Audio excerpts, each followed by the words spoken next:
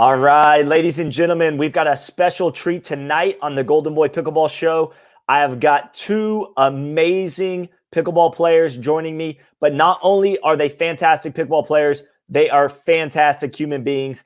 I am super excited about getting to know these guys a little bit more. I was able to spend just a little bit of time before the interview kind of getting to know them, kind of picking their brain a little.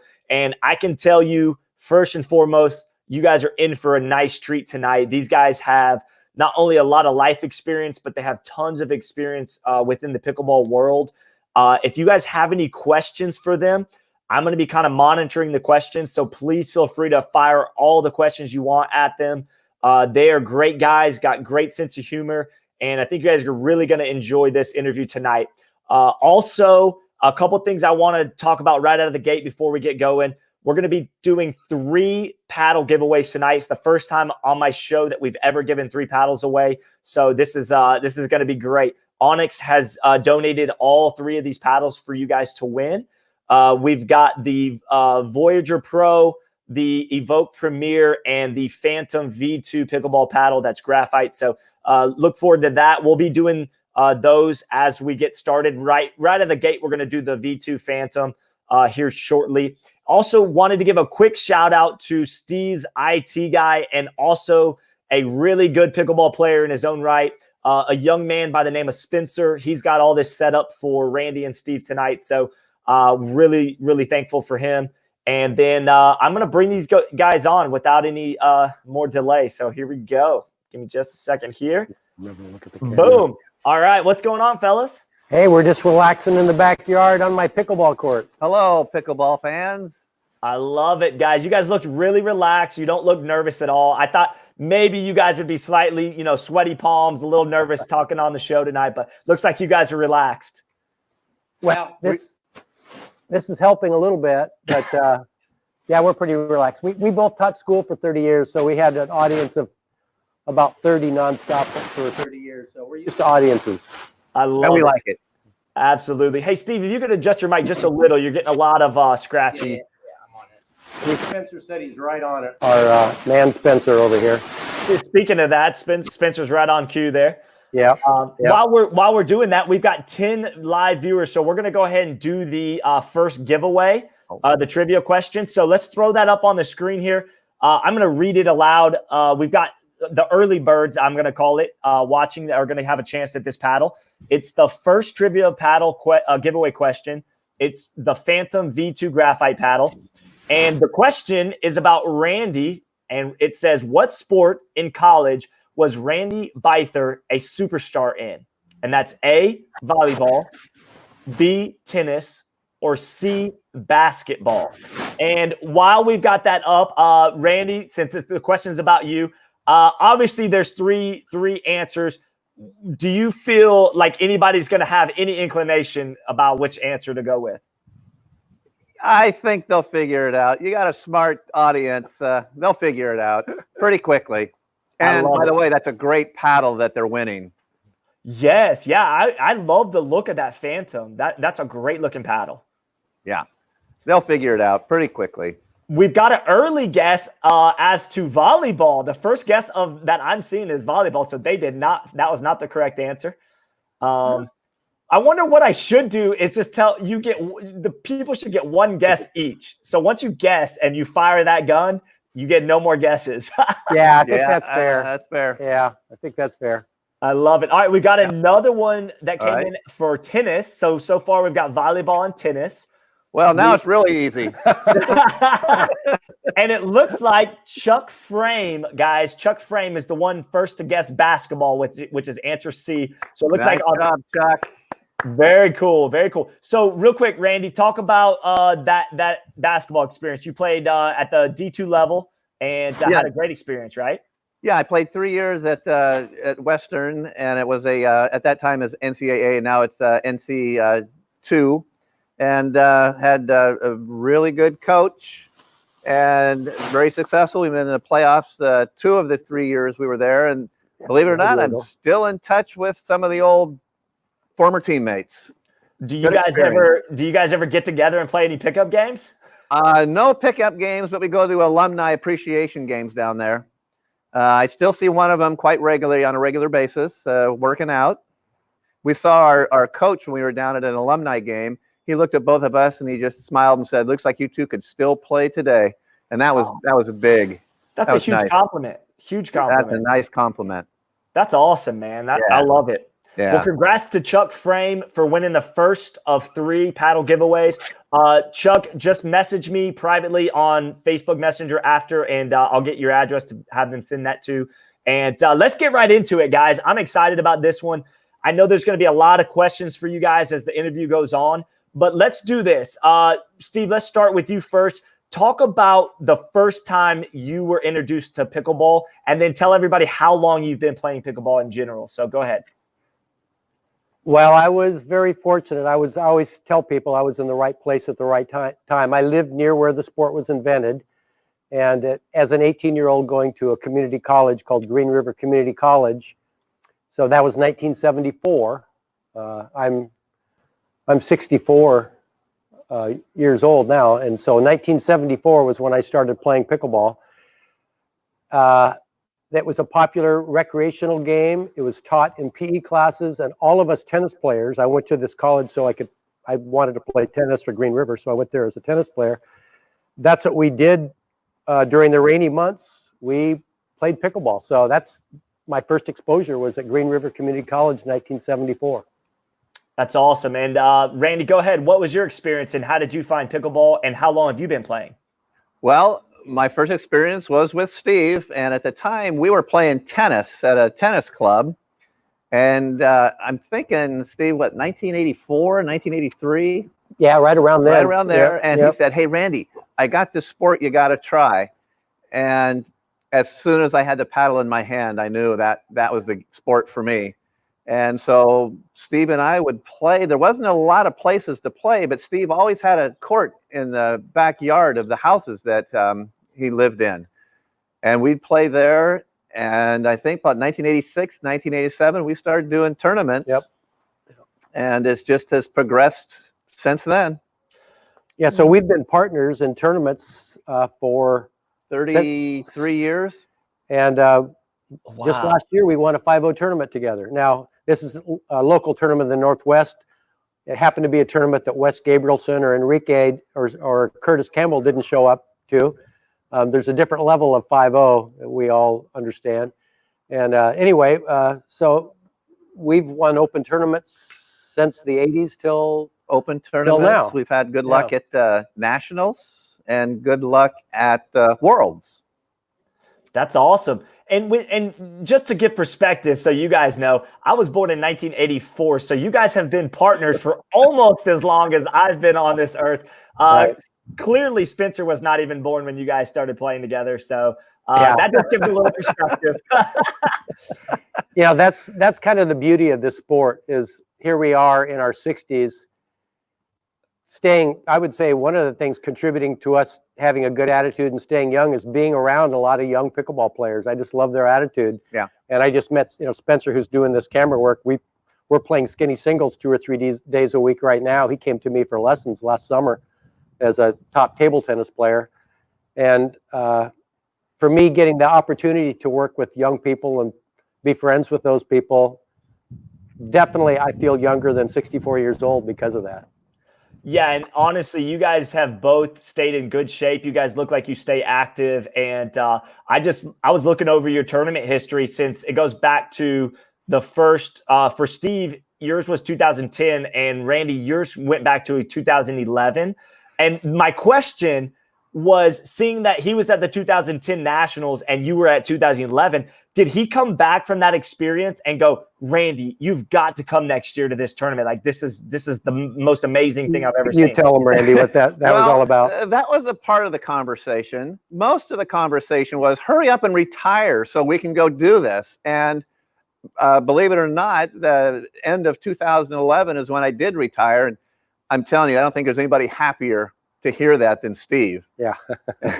That following year, 2011, it was our first time back at Nationals together, and we had good luck. Yeah, we won that year. Yeah. That's awesome. It's funny because I still remember, and maybe Randy does, the split second that we won nationals. I remember the ball going long that our opponents hit. And we looked at each other. Yeah, we looked at each other like, Randy, we just won nationals. So that was probably one of my favorite. Definitely was maybe my favorite memory ever in pickleball was looking at my partner Randy's face when we just won nationals. And we were hoping that we're not dreaming; it's real. Yeah. This is live. Yeah. And it was quite an experience. That's incredible, guys. I'm actually I have it pulled up. I'm looking at it right now. You guys went undefeated the whole time, it looks like, and I think you guys beat out Dominic Ambrosino and William Pardue. Does that sound right? Yeah, I think so. Yeah, we played him a lot back then. Yeah. That's awesome. You got man, that's such a cool thing. And to be honest with you guys, having so much history, like you guys starting in 1989, and when I was looking at your tournament history going back to 2010 and 11 on pickleball tournaments, you guys were already like 5.0 players back then. Like you had already reached a level that was pretty significant in the sport. So I think that's cool because I came in at like a 3.5 level 3.5 years ago. So to me, that's awesome that prior to the 2010 Nationals, when the history starts, you guys were already playing at a higher level. So talk about how much the sport's changed in those 30 years. Randy, go ahead. First, your experience. Well, one of the things, and probably a lot of your viewers won't realize, is the serve. When we first started playing, you could straddle the baseline with your feet and then have your serve. That's one of the things that's changed, where now both feet have to be behind the baseline. Wow. Which is a good rule change. Which is a good rule change, yeah. And Steve? Well, I could go on and on. That was an obvious one that I always think about as far as rules changing. And the story that I hear, and I'm hearing this from the people that actually learned on that very first court at Bainbridge Island, was there was a tree growing right behind the baseline, so it was hard to have both feet behind that line. So their rule was you could have 1 foot inside the baseline, and that stuck for the majority. I mean, this rule where we have to have both feet behind the baseline is relatively new for me. I mean, I've been playing since '74. Right. That rule is probably a 14-year-old rule. Yeah. So that rule. So that's one big thing I saw back in those days when we had tournaments. Our nets were strung from one end of the gym to the other. So there was no such thing as hitting an ATP around the net post. There weren't net posts. So that never happened. We never did what you call an Ernie today, and I know Ernie, because we thought that the rules meant that kitchen line is an imaginary line that continues, just like the baseline is an imaginary line that continues, and you can't go out. So that's what we assumed. It was in the late 90s, early 2000s. I was playing against Steve Wong in a tournament, and he was playing with Jagan. If you ever look up Jagan, he won the first national singles title when we were in Surprise. Anyway, Jagan and Steve Wong were playing against me and Randy, and they did an Ernie, and I go, you can't do that. And they go, why? Well, and I went, because, well, I don't know why. And that was the first time I'd ever seen an Ernie. Well, all the Seattle people, Ernie was a player there, and Ernie actually probably didn't invent it either. It got named because of people watching Ernie play in Florida. But in fact, I hear that LaVon Major may have invented the Ernie. I don't know if you've ever had LaVon on your show, but it's one of the Seattle guys. So the Seattle guys really were the guys that are changing a lot of the way the game was played at that time. And so you couldn't do an Ernie, you couldn't do an ATP. The other big rule that has changed back in the day was, and I have a video of me playing in before composite paddles, before my dad invented the paddles in '84. So it had probably 82 in a tournament where after I hit a winner, I was losing my balance, but the ball had bounced twice. So it was dead and I fell in. You could do that back then. So now, we have the momentum rule now. We didn't have that then. And that was a safety rule. So people wouldn't just jump up in the air, hit a smash at your face, and then fall into the kitchen. So that's another rule that has changed. Those are the obvious rules that I can think of. Now, style of play has drastically changed. Yeah. Yeah, definitely. Yeah. Randy, talk about that a little bit, about just over the years, how the game has just evolved from an athletic standpoint and from the aggressive. I mean, your last tournament that I saw on the online was in 2017. So you've been playing tournaments up until just recently. How much has it changed? Well, it's changed a lot, and Steve and I, early on in our playing together, Steve suggested that I'm left-handed and Steve is right-handed, and so he thought, how about if we still stay on the same side of the court as our forehands are down the middle. It's known today now as stacking, but we just called it lefty-righty. Lefty-righty. Yeah. And now that's caught on, and all left-handed, right-handed partners stack. Pretty much. Wow. So we didn't. The term stacking is actually a very relatively new term. 5 to 7 years. Yeah. But we were the first teams to stack, and I'll tell you, referees didn't know what the hell we were doing. Oh yeah. They did. That you can't do that. So, but we weren't that smart. This is the funniest thing. We stacked, but we only did it when we served. That's the easiest time.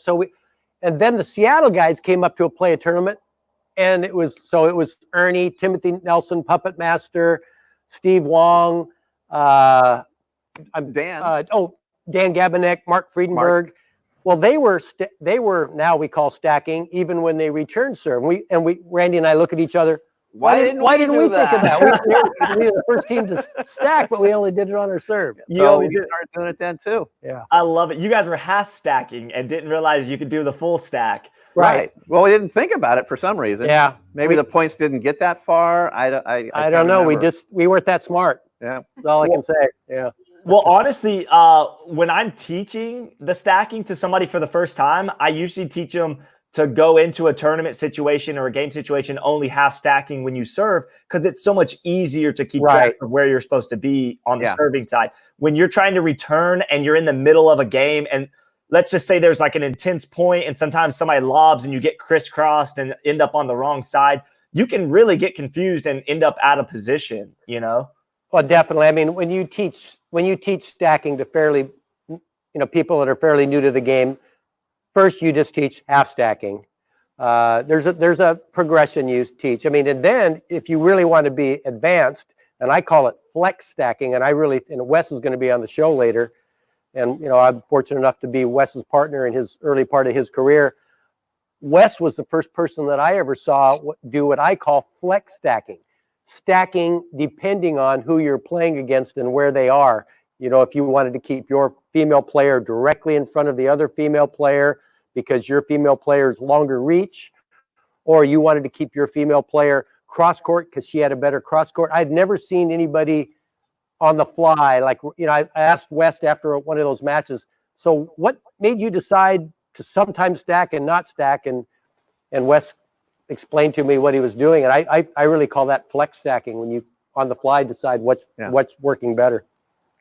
Oh, that's great, man. And people don't realize at the pro level, especially in this time and day, there's a lot of that flex stacking and unstacking and mixing things up. And it may be point to point that you're actually changing those things as the game unfolds. So kudos to the pros, because it's a lot more in depth than what people think.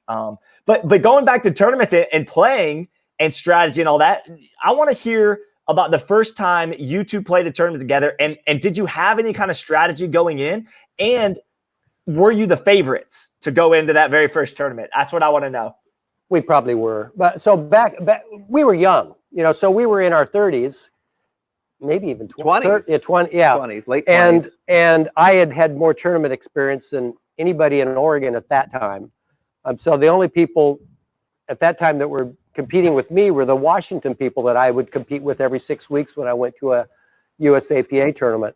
And back then we had what was called the Oregon State Games once a year, and I think we won those just about every year in our.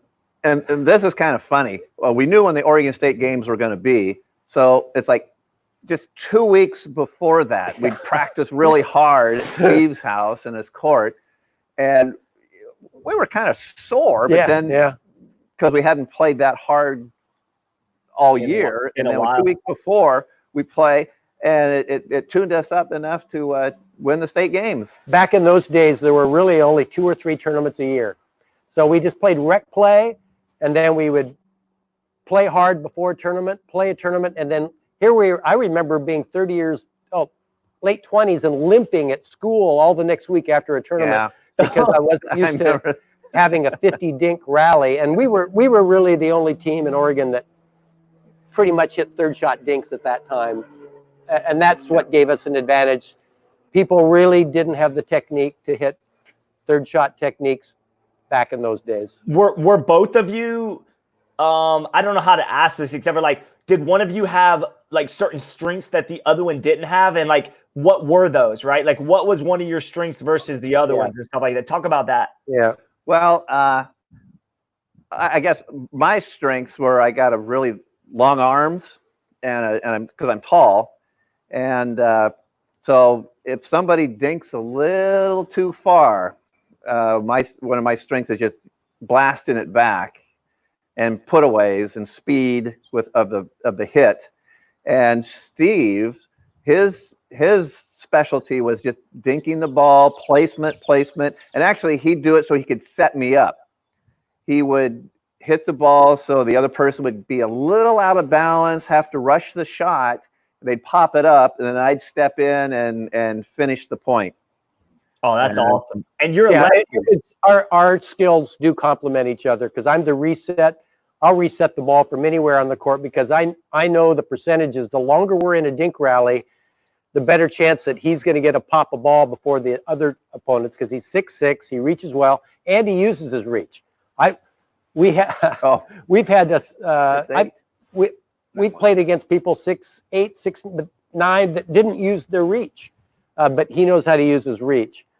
So, yeah, our skills did complement each other. Besides him being a lefty, you would be surprised. Back in the day, people did not know how to play against a lefty-righty team at all. They would hit balls too long in the middle, which that's Randy's ball. You just take that one, Randy. And the other shot that we did a lot back then is they would hit their return to serve, and I would say mine, because I did want to hit the third shot more than Randy, but I want Randy, when I'm hitting the third, go to the net. Yeah. Just trust I'm going to hit a good dink.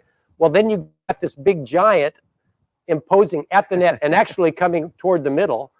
And you know what the other teams used to do in the old days? They would hit the ball back to me deep. Well, that's just a poach shot for him. That's right. They didn't know to hit it short. I mean, that's nowadays, that would never happen. If we played a top team now, they would never let us do that. Man, that's fascinating. And then, do you guys remember that first tournament? I mean, I know you can't look like online. You can't really, like back then you couldn't look online at the bracket. But like, did they handwrite all the brackets, and like how did that stuff work? Well, they were handwritten. Yep, they were handwritten. This is when we were at Festival near Surprise, Arizona. Okay, we're talking. In fact, we won all 3 of our nationals there, didn't we? Mm-hmm. I believe. Yeah. Mm-hmm. Yeah, Or did we win one at Palm Creek? No. And they were in 2 different age brackets. Yeah. So here's the thing. We've won 3 nationals, and we should hate this guy, because there's a team out there that we should really hate, because if it wasn't for them, we probably would have 8 nationals. I think we've lost in the finals about 4 times to Larry Moon and Tyler Sheffield. Oh, I've seen those names. I know exactly who they are. Yeah, and we should hate them, but we don't. We love those guys. And in fact, we wish they lived here. We always say, God, I wish those guys were here so we could be on the court with those guys. So, definitely the competition level, to stay relevant, we've had to change our game nonstop. If we still played the game that we did, even when we won our last nationals 3 or 4 years ago, we'd be irrelevant. The game is changing, and you have to change with the game. And it's the shots, where the shots are coming from on the court, the type of shots, the speed of the shot is just evolving. Yeah, the strategies have evolved drastically in the last 4 or 5 years. Yeah. Do you guys feel that technology, improvements in the paddles, improvements in the ball, even improvement in the court itself. You know, back in the old days, you guys played on carpet and maybe courts that weren't. I did. Right. He did. No, he I did did once. too. One tournament. Well, you know, There you since you're talking about paddles, let me show you the progression because I have all of them here. Yes. So my first paddle that I used when I played pickleball at Green River Community College, and this is the very same paddle I used it was billed as the world's first pickleball championships. It was, that tournament was put on by Pickleball Incorporated at a fitness club near where the sport was invented. This was the paddle that both my partner Dave Lusher and I used. We were tennis buddies. You notice there's holes in it, and it's wood. It weighs 13 ounces. So very, very heavy paddle, and it had holes in it. There were no rules against that. So that's what we were using. Then it progressed to this. This was a Pickleball Inc. paddle and a very popular paddle for them. Now we're talking about weighing about 11 ounces. So it's still wood, still very heavy, still a small sweet spot, but this was really the go-to paddle back until '84. Well, at this time when I was using this paddle, my partner at that time was Richard Skevington, and we were losing in the finals a lot. Same team beating us, and I would go home and complain to my father, Arlen Paranto, who was a Boeing engineer. And 2 weeks later, he makes this paddle. So this is the world's first composite paddle. This was 1984. Look at he that. made 2 of these for my partner, Richard Skevington, and I. So then we go to our next USAPA tournament. USAPA had been formed. Sid Williams, who's in the Hall of Fame, formed the USAPA. He had sanctioned tournaments. Richard and I went to the tournament with each using this, and then we beat everybody badly. The sweet spot was bigger. The paddle was lighter. We moved our hands quicker, and we dominated for 2 years. Well, Dad and I then realized we have something here. So Dad starts the ProLite Pickleball Company. So this is an early ProLite paddle. They weighed about 7 ounces, very light. The balls we were using were lighter than too because the game was primarily indoors. So the indoors jugs type ball, it was a Cosum ball then. If you didn't have this paddle, you were not a good player.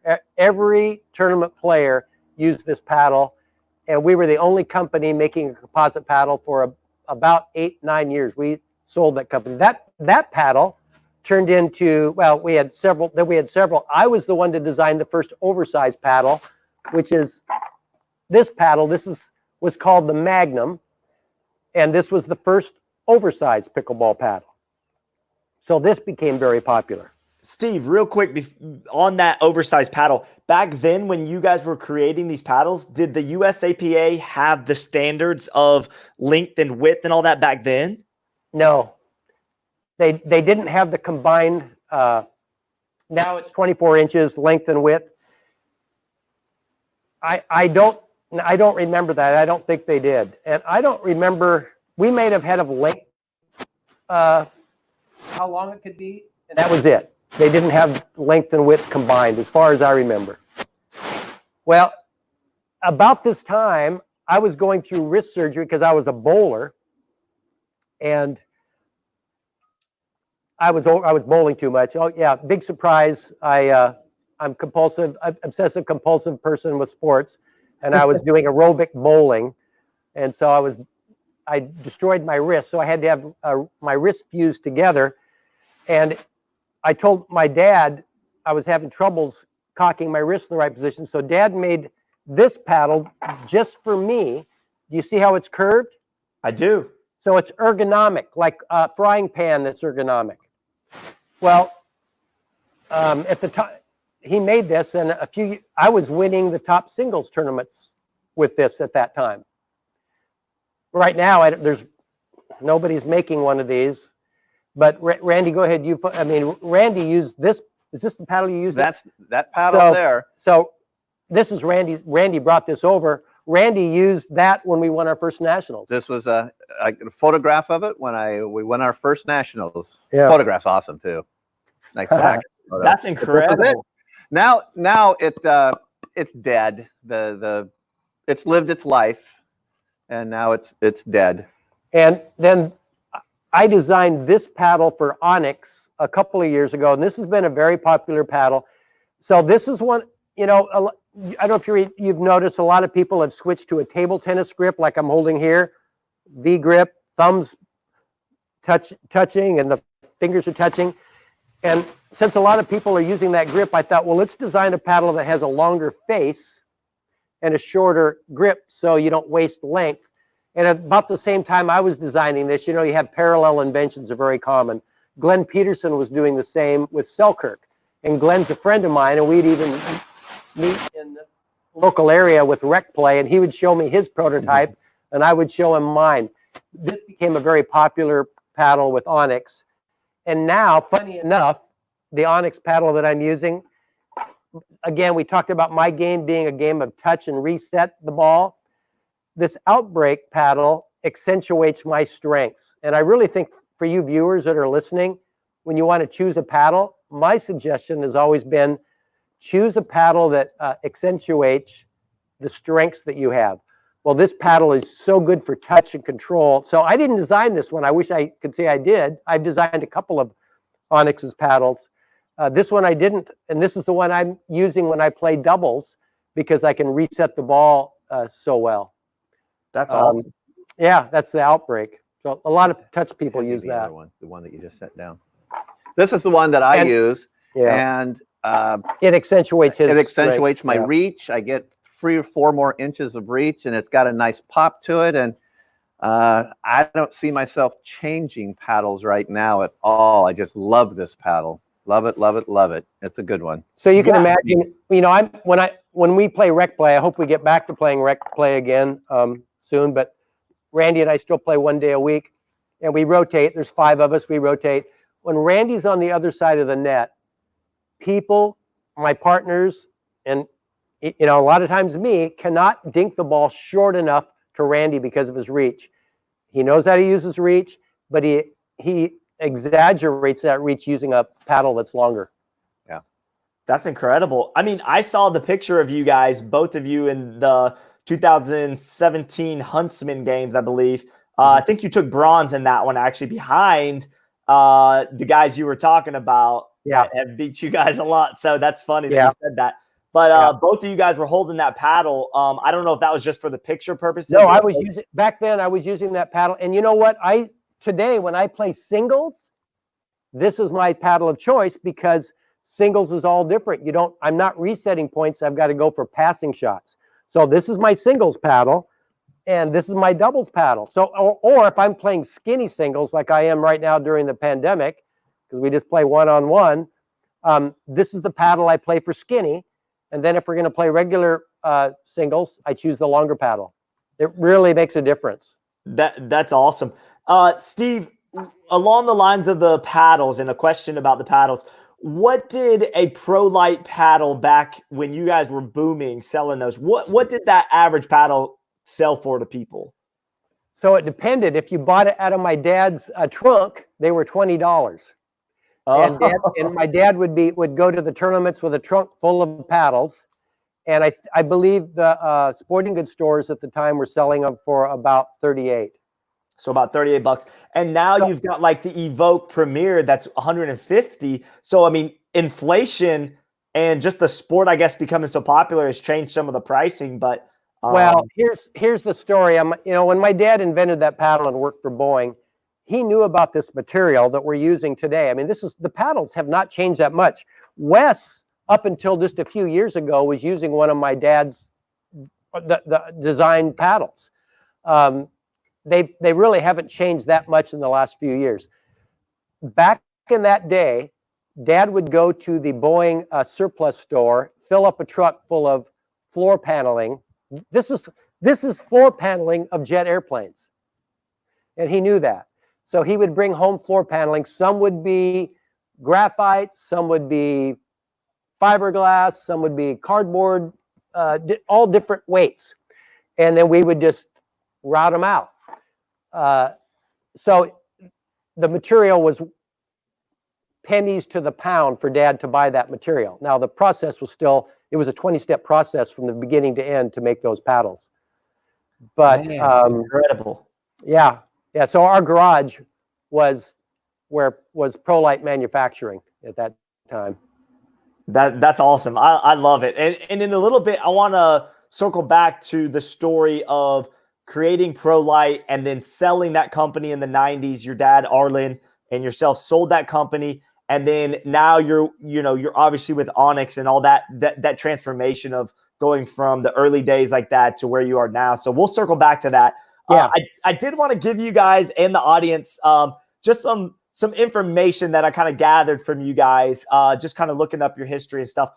Randy obviously has played more tournaments than this, but going back to 2011, when Pickleball Tournaments put that on the schedule there, Randy has played a total of 32 tournaments since 2011 that just are on that. Obviously, there's been more, but that's what's documented.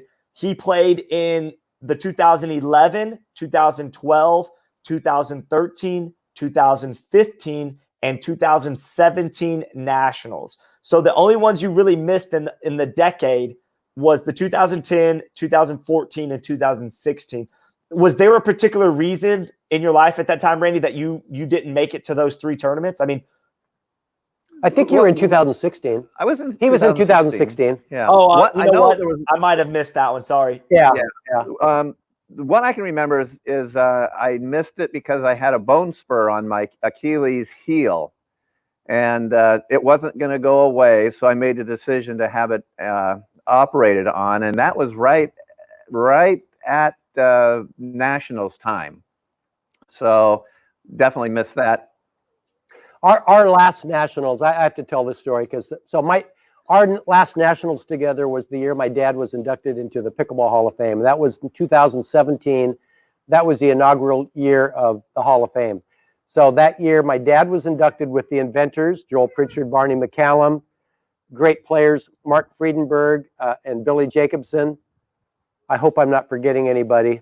But my dad wasn't in very good shape at that tournament, but he was barely able to watch us play, and I wanted to play in front of my dad. Well, I'm going to cry. But anyway, Randy and I had a really good run in the senior pros. Yeah. We were one match away from, I believe, medal. We lost to Glenn Peterson and Scott Moore in a close match, and but we won. We lost our first one really close, and we won like 5 or 6 in a row. And we beat some very good teams, and these teams didn't know about Randy. And so, in fact, I've talked to Randy Coleman about this since, because Randy always asks, where's your partner, Randy? That guy was a monster, because against them, he was a monster. And in fact, he was a monster in a long string of matches in that tournament. So I always have fun memories of that. Yeah, that was a long run. That's awesome. That was a great day. And then, in fact, we almost had to lose to get to the Hall of Fame. Yeah, in time. In time, yeah. That's awesome, guys. That's great memories. I just think that's so cool that we can kind of get a bird's eye view of you guys and your history with pickleball, even going back to 1989 or 1988 when you guys first started playing together. But also, I want to talk about this because this is interesting to me. Looking up Steve's history, you did not miss a Nationals in the whole decade from 2010 all the way to 2019. Yeah, right. That's right. And that's because that's when I retired from teaching school. So you were able to. I retired in 2009 as a 53-year-old. I taught PE and coached for 30 years, and I couldn't wait to get out there and play these tournaments. So my very first Nationals, I played partners with my very close friend. I want to give a big shout out to Jim Cessna, who we still play a lot with, and Jim has promoted the sport like nobody. I played mixed with the late June Crabb. And here's the story I've got to tell you. June Crabb has had it. She's passed away 3 years ago, but she had an indoor court, and her husband still lets us play there, a wooden floor, a beautiful gym. And that's how us Northwest players got good. So that's how Enrique, Wes, Jim. Curtis, Jim, I could go on, Sheila, Christine Barksdale, Joy. That's where we trained. We had our own court. But the first year after we won nationals, we go to play rec play at June's. Yeah. And you tell it. Well, So, we go in and they have the song "We Are the Champions of the World" playing, and it's like, oh my gosh, nice. Yeah, June did that for us. Yeah. Oh, that's awesome. But I think one of the nicest privately owned facilities for pickleball. Yeah, it's like an elementary school gym, private. Yeah. The only drawback nowadays is we don't play on wood anymore, the big tournaments, and that's a wood court. So now we play a lot at Sheila's. That's our other close friend, and Sheila has an indoor court. I've told you this, Scott, but I'm in the process of, I'm just closing on the property. I'm building a house with 2 indoor courts. That's awesome. That's awesome. I love it. Actually, guys, it's on my bucket list because I live in Florida. I live in Naples, Florida now. It's on my bucket list to get out to the Northwest and come see all the players out there. And one of the things I want to check off my bucket list, Steve, is to come to your property and play on those 2 courts when you get it built. And I would love nothing more, guys, than to live stream a pickup game with me, Wes Gabrielsen, and you 2 awesome guys. That'd be awesome. On the court together. Yeah, I think we're going to set that up. We're going to make that happen at some point. So, you know, the other day I was just looking through pictures of people who played in my backyard here at this house. And I've had Daniel Moore, Scott Moore, Kyle Yates, Eric Lang, Wes Gabrielsen, Enrique, June, June, Sheila, Christine Barksdale, Dan Gabinek, Puppet Master, Mark Friedenberg. I'm going to miss great player, Curtis Campbell, Randy Bither, great player. It's and then of course my girlfriend Lala. I have to mention senior champion, Northwest state champion Lala. She'll get mad at me. But. Yeah, Lala's on your stuff a lot. Go ahead, Randy. Yeah. And you know, Scott, what your list might not have is the state games that we have won. We've been up to Washington for the Washington State games. We won the Oregon State games, and we went to Idaho and won the Idaho State games. And Lala, his girlfriend, happened to be my partner for a few of those tournaments, and we managed to eke out a little gold in those tournaments too. So that's awesome. It's kind of all in the close family. You guys are awesome. I tell you this, I've done a lot of interviews, guys, and this is one of my favorites, not just because you guys are awesome players and awesome people, but you guys have so much history that's just so it's awesome to just sit here and listen. Sometimes I have to like pull teeth to get people to answer questions, and I have to kind of drag the interview along. But with you 2, it's like I just ask something, and then you guys just have things spur of the moment. Just think of memories that you guys have, and to me that's such an awesome thing. There's a lot of them. We've had some fun times on the road. You know, as we got older, though, I will say it's not easy to be on the road and sleep. You know, he's 6'6". We're on the road at Huntsman games. I can't tell you. I think every night that we go to, you're sharing a room with your buddy and your partner, and the night before our big event, neither one of us could sleep. No, we can't. Ever. So the next morning we get up at 5 in the morning because our matches are at 8, and you got to warm. And we'd look at each other. Did you sleep? Not a wink. You know. Yeah. And I think that's part of the reason why Randy got tired of doing the traveling thing. You kind of use the word. It got to be a little bit of a grind. So.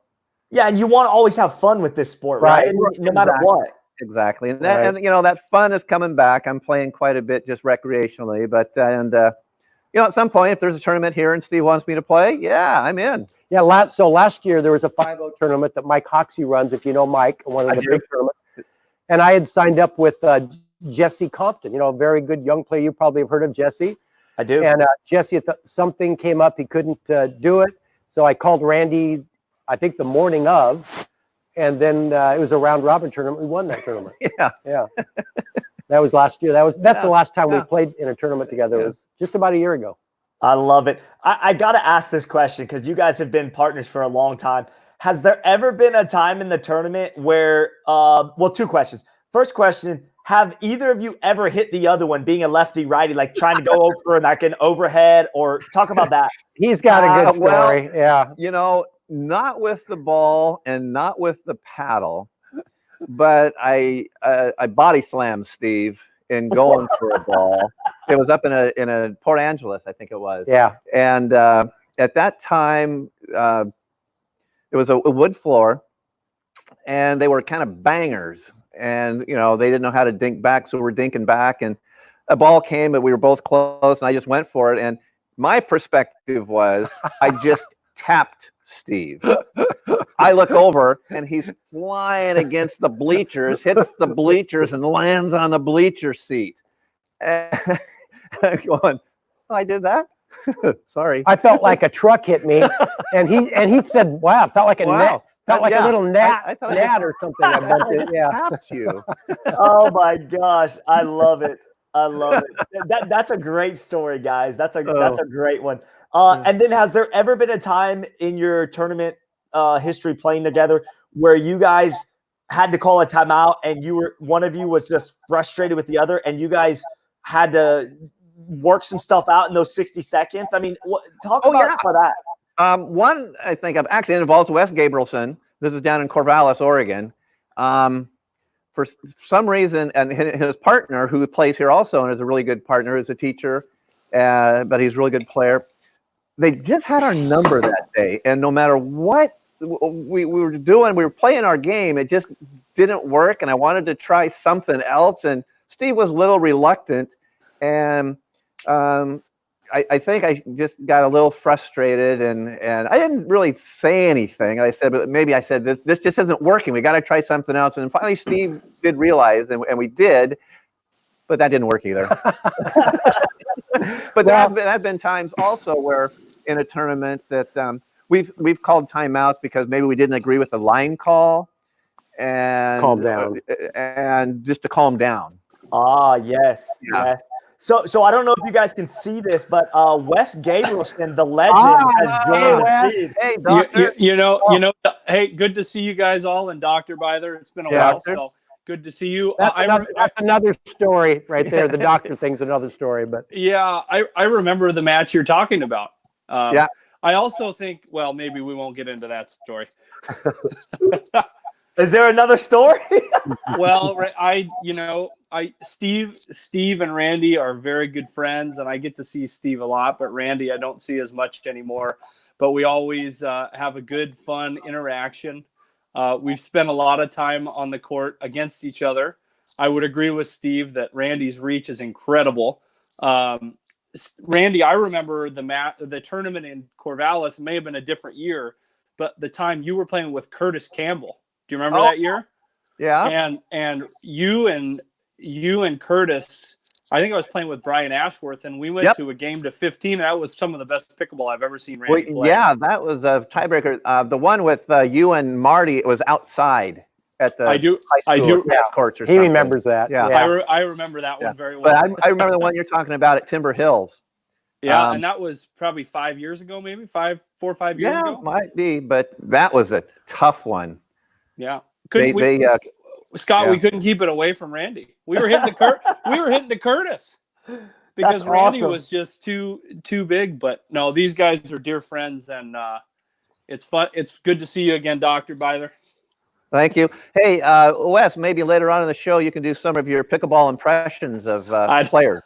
I don't know. I'll join in too. I don't know about that. I was telling Scott about that time at Nationals at the restaurant. Oh my gosh! Yeah, I was in tears. I was in tears. Well, let's just say we were wrapping up. I think it was the singles day of Nationals, and we all went out for Thai food. And I think we ended up staying at the restaurant about 2 hours later than they wanted us there. Yeah. But we were everyone was going around the table, getting up and doing impressions. Byron was doing impressions. It was fun. Right. That is hilarious. I think Mark Friedenberg, you had him rolling on the floor on that. Mark was, everyone was having fun. Yeah. Man, that's awesome. I love it. All right, guys, because we've only got Wes for just about 15, 20 minutes. What I want to do while we've got Wes on, I want to utilize Wes. But before we get into some of that stuff, let's go ahead and throw up the second paddle giveaway because we've got 53 people watching right now. Cool. Nice. The second trivia paddle giveaway question is in relation to Wes Gabrielsen. none other than the legend. He's going to be giving away the Onyx Voyager Pro, which happens to be the paddle of his choice that he plays with at the pro level. Yeah, it's a great paddle, and it looks great too. It's one of my favorite designs, but we'll get into that in a second. But while everybody's watching, here's the question. What unique class does Wes teach at his school? And everybody knows that Wes is a teacher, so is it A, history of pickleball, B, the history of rock and roll, or C, the history of sports in America? So that's the trivia question. The first viewer to answer that correctly is going to win the Voyager Pro. And Wes, while we're on that topic, I'm going to pull you up on the big screen. Talk about that paddle real quick and why you choose to play with that paddle. Sure. Well, first of all, I don't think Steve can answer the question because he's been in that class as a guest speaker. But yeah, the Voyager Pro, I love it. It's a great blend of touch and power for me.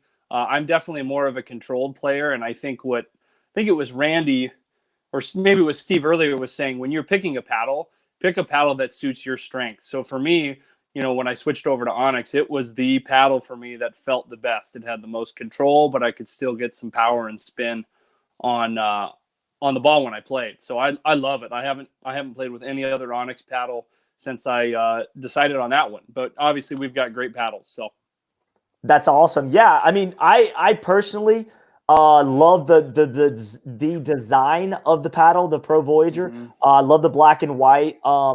I haven't actually played with it because obviously I'm sponsored with a different company, but I trust that you would choose a paddle that is a phenomenal paddle. And I would also like to go ahead, now that we've had a chance for people to guess, the first answer that I saw that was correct was Jan Lucas from Minnesota. She guessed B, the history of Minnesota. You're going to love that paddle. And Spencer, Wes, do you know her? Oh, I'm sorry. Go ahead. Go ahead. What was that? I don't think I said anything. Oh, I think it was Steve that said, I was asking Spencer from Minnesota, so I was asking if he knew who that was. Yeah, I don't know. He doesn't know. Okay, no worries. No. Talk about real quick that trivia question. The correct answer was B, the history of rock and roll. Talk about why you teach that and like how that came about.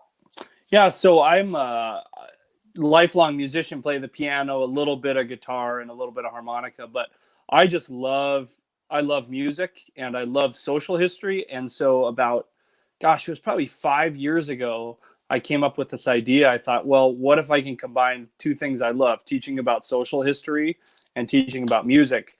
And our school was looking for some new electives at the time in our social studies department. So I spent the summer kind of creating the curriculum and kind of being a hermit, playing my pickleball and then making my class, and ended up getting it approved. And I teach two of my 6 classes each year. Our history of rock and roll, and Steve graciously comes in every spring and does a lesson on the Beatles, and my kids absolutely love it. Steve, I'm bummed we can't do it this year with the shutdown, but hopefully next year we can have you back. I know. I've been practicing my guitar because of this pandemic. I've been playing guitar more than ever. Yeah. That's awesome, guys. I think that's such a cool thing that you guys not only play pickleball together, but you have some other commonalities, a love for music. And I thought that was a great trivia question for somebody to win that paddle, because it not only shows that Wes is talented in pickleball, but it shows some of his other many talents that he has, not only teaching, but also teaching the history of rock and roll, which I think is so cool. We're going to get into the Beatles talk in a little bit here, but Wes, while I've got you, because I know you're going to be going on the APP show in a little bit, real quick, while I've got you, talk about your experiences with these two gentlemen that I'm interviewing tonight, and just like give us some cool stuff that maybe people don't know about. I try to give the G-rated version here. No, I love these guys. You know, Steve is a guy who I met early on in pickleball. And I was really blessed and honored that he asked me this year when he got in the Hall of Fame to give his introduction speech. And I shared this story when I was inducting him that night at Nationals. But the first time I ever met Steve was actually as an opponent in a tournament Steve, you've probably heard this story about 800 times, haven't you? And Steve and I kind of disagree with how things actually went, but I'll clarify it for everyone out there. So I was playing singles. It was my first singles tournament playing 5-0. And I looked at the bracket and I said, oh my God, here's Steve Paranto. I've heard this guy. He's this legend. And I look at the bracket and I think, well, if I win my first match and Steve wins his first match, we're going to play each other. Oh, So I go up to Steve and I mean, I'm a teacher. I'm an extrovert. I don't care. I'm going to go talk to anyone. I said, Steve, hey, my name's Wes. Nice to meet you. I've heard a lot about you. I love how you play. If I win my first match and you win your first match, we're going to play. Now, Steve tells a story that I came up to him and said, when I win my first match, I'm going to play you. And I was playing Don Pascal, who is an awesome player. He won nationals with Enrique, I don't know, probably around 2010 or so. Really good player. And Steve's thinking, who's this young, cocky guy who thinks he's going to beat Don? And I have a close match. I beat Don. And then I play Steve. And, we've been really good friends ever since. But the funny thing about that tournament, and again, Steve's heard this 800 times, so he won't get embarrassed. But I beat Steve, and then I play Enrique in this like 2-hour long singles match. Enrique beats me, and I go off the court and I look at the bracket. Well, Steve had worked his way back. no way. To the bronze medal round, but what he won't tell you is he had like 3 defaults to get there. No. at least 2. So here's Steve watching my match with Enrique, and he just sees how close it is, and he's like, well, I'm either going to play Wes, I'm going to play Enrique. So at this tournament, they have a 5-punch drink card that you can use for the weekend. So Steve goes and uses the whole 5 punches and has 5 beers because he's like, well, whoever I play, it's going to be a really tough match. And I think I beat you, Steve, like it was 1-15. I think I beat him 17-15. That was the best singles I've ever seen Steve play. Wow. Just lights out. Yep. He was super relaxed at that point. Well, Yep. I had my spinach. The beer is my spinach. So I had some pickleball enhancing drugs there with the Yeah. with And the that, IPA. and that was, that was my introduction to Steve. And then, gosh, Steve, it was probably for like 3 years in a row. I would come up to your house every Wednesday night, and we would play singles for an hour. Steve would add these rules that would piss me off. that would make it really hard for me to beat him because he'd shrink my side of the court that I could hit to, but he got to hit to my full court. And that really helped me improve my play a lot in singles. And, we played an hour of singles, and then Randy and the other guys would come over and we'd play doubles till it got dark, and we'd drink beer and just have a great time. So that was really important for me in my formative years. And then Randy, I met early on, and I thought, who the hell is the 6'6" lefty that's jumping around the kitchen? And just a funny guy. And Randy and I always call each other Doctor. I don't know, Randy, do you want me to tell the story? Do it. Yeah. Tell it. Yeah. Okay. So, these two guys have been incredible for the growth of pickleball in Oregon and volunteering their time. So the 3 of us, and then Patrick Williams, who's a good 5-0, and it's actually Nick Williams' brother, Scott. Okay. We were doing an exhibition demonstration for a club, probably an hour from where we live. And we get done with the play, and we do a clinic, and we go out for beers. So we go out to a bowling alley, and we didn't realize it's karaoke night. So people are ingesting their liquid courage for sure that night. But all of a sudden, these two, this one woman who, Randy, do you remember how old she was? I don't remember this. I've You had don't lots remember- of therapy. Okay. She was probably, I would say she's probably in her late 30s, early 40s. She and a bunch of her coworkers were out. They were drinking. They were having a really good time. Well, they worked in the insurance department at the hospital, where one of our other friends who was at the table, he was a doctor at the hospital. Okay. So she came over and was very intoxicated, but said, don't I recognize you?" to our friend Vukman. Don't I recognize you? Don't you work at the hospital? And then she just assumed we were all doctors because we were all out drinking together. Oh. So she looked at Randy and said, "You're a doctor, aren't you?" And I think Randy said, "Yeah, I'm a gynecologist." And then I think we got to Steve, and Steve said he was a proctologist. So we just kind of went around the table. But anyways, we were just rolling. And, that is so good. And that's where the name doctor comes from. And every time I see Randy, you experienced it tonight. He said doctor right away. I love that story. That is one of those stories that you don't get that normally, right? That's not a story you tell all the time. Hey, and real quick, Wes, they're setting up inside. I'm going to find out why in a second, but off camera, they're setting up. So I'm just going to keep you up for just a second longer while they get finished. Talk about your early days playing and how instrumental Steve Paranto was to helping you just improve. I mean, go into a little more detail because I think you touched on it, but how important was that? Oh my gosh, he I think you mentioned earlier in the broadcast. He taught me so much about dinking. I came from a tennis background, nowhere near the level of guys like Matt and Marson and these other guys, but I came from a decent level of tennis, and I just wanted to hit the ball hard.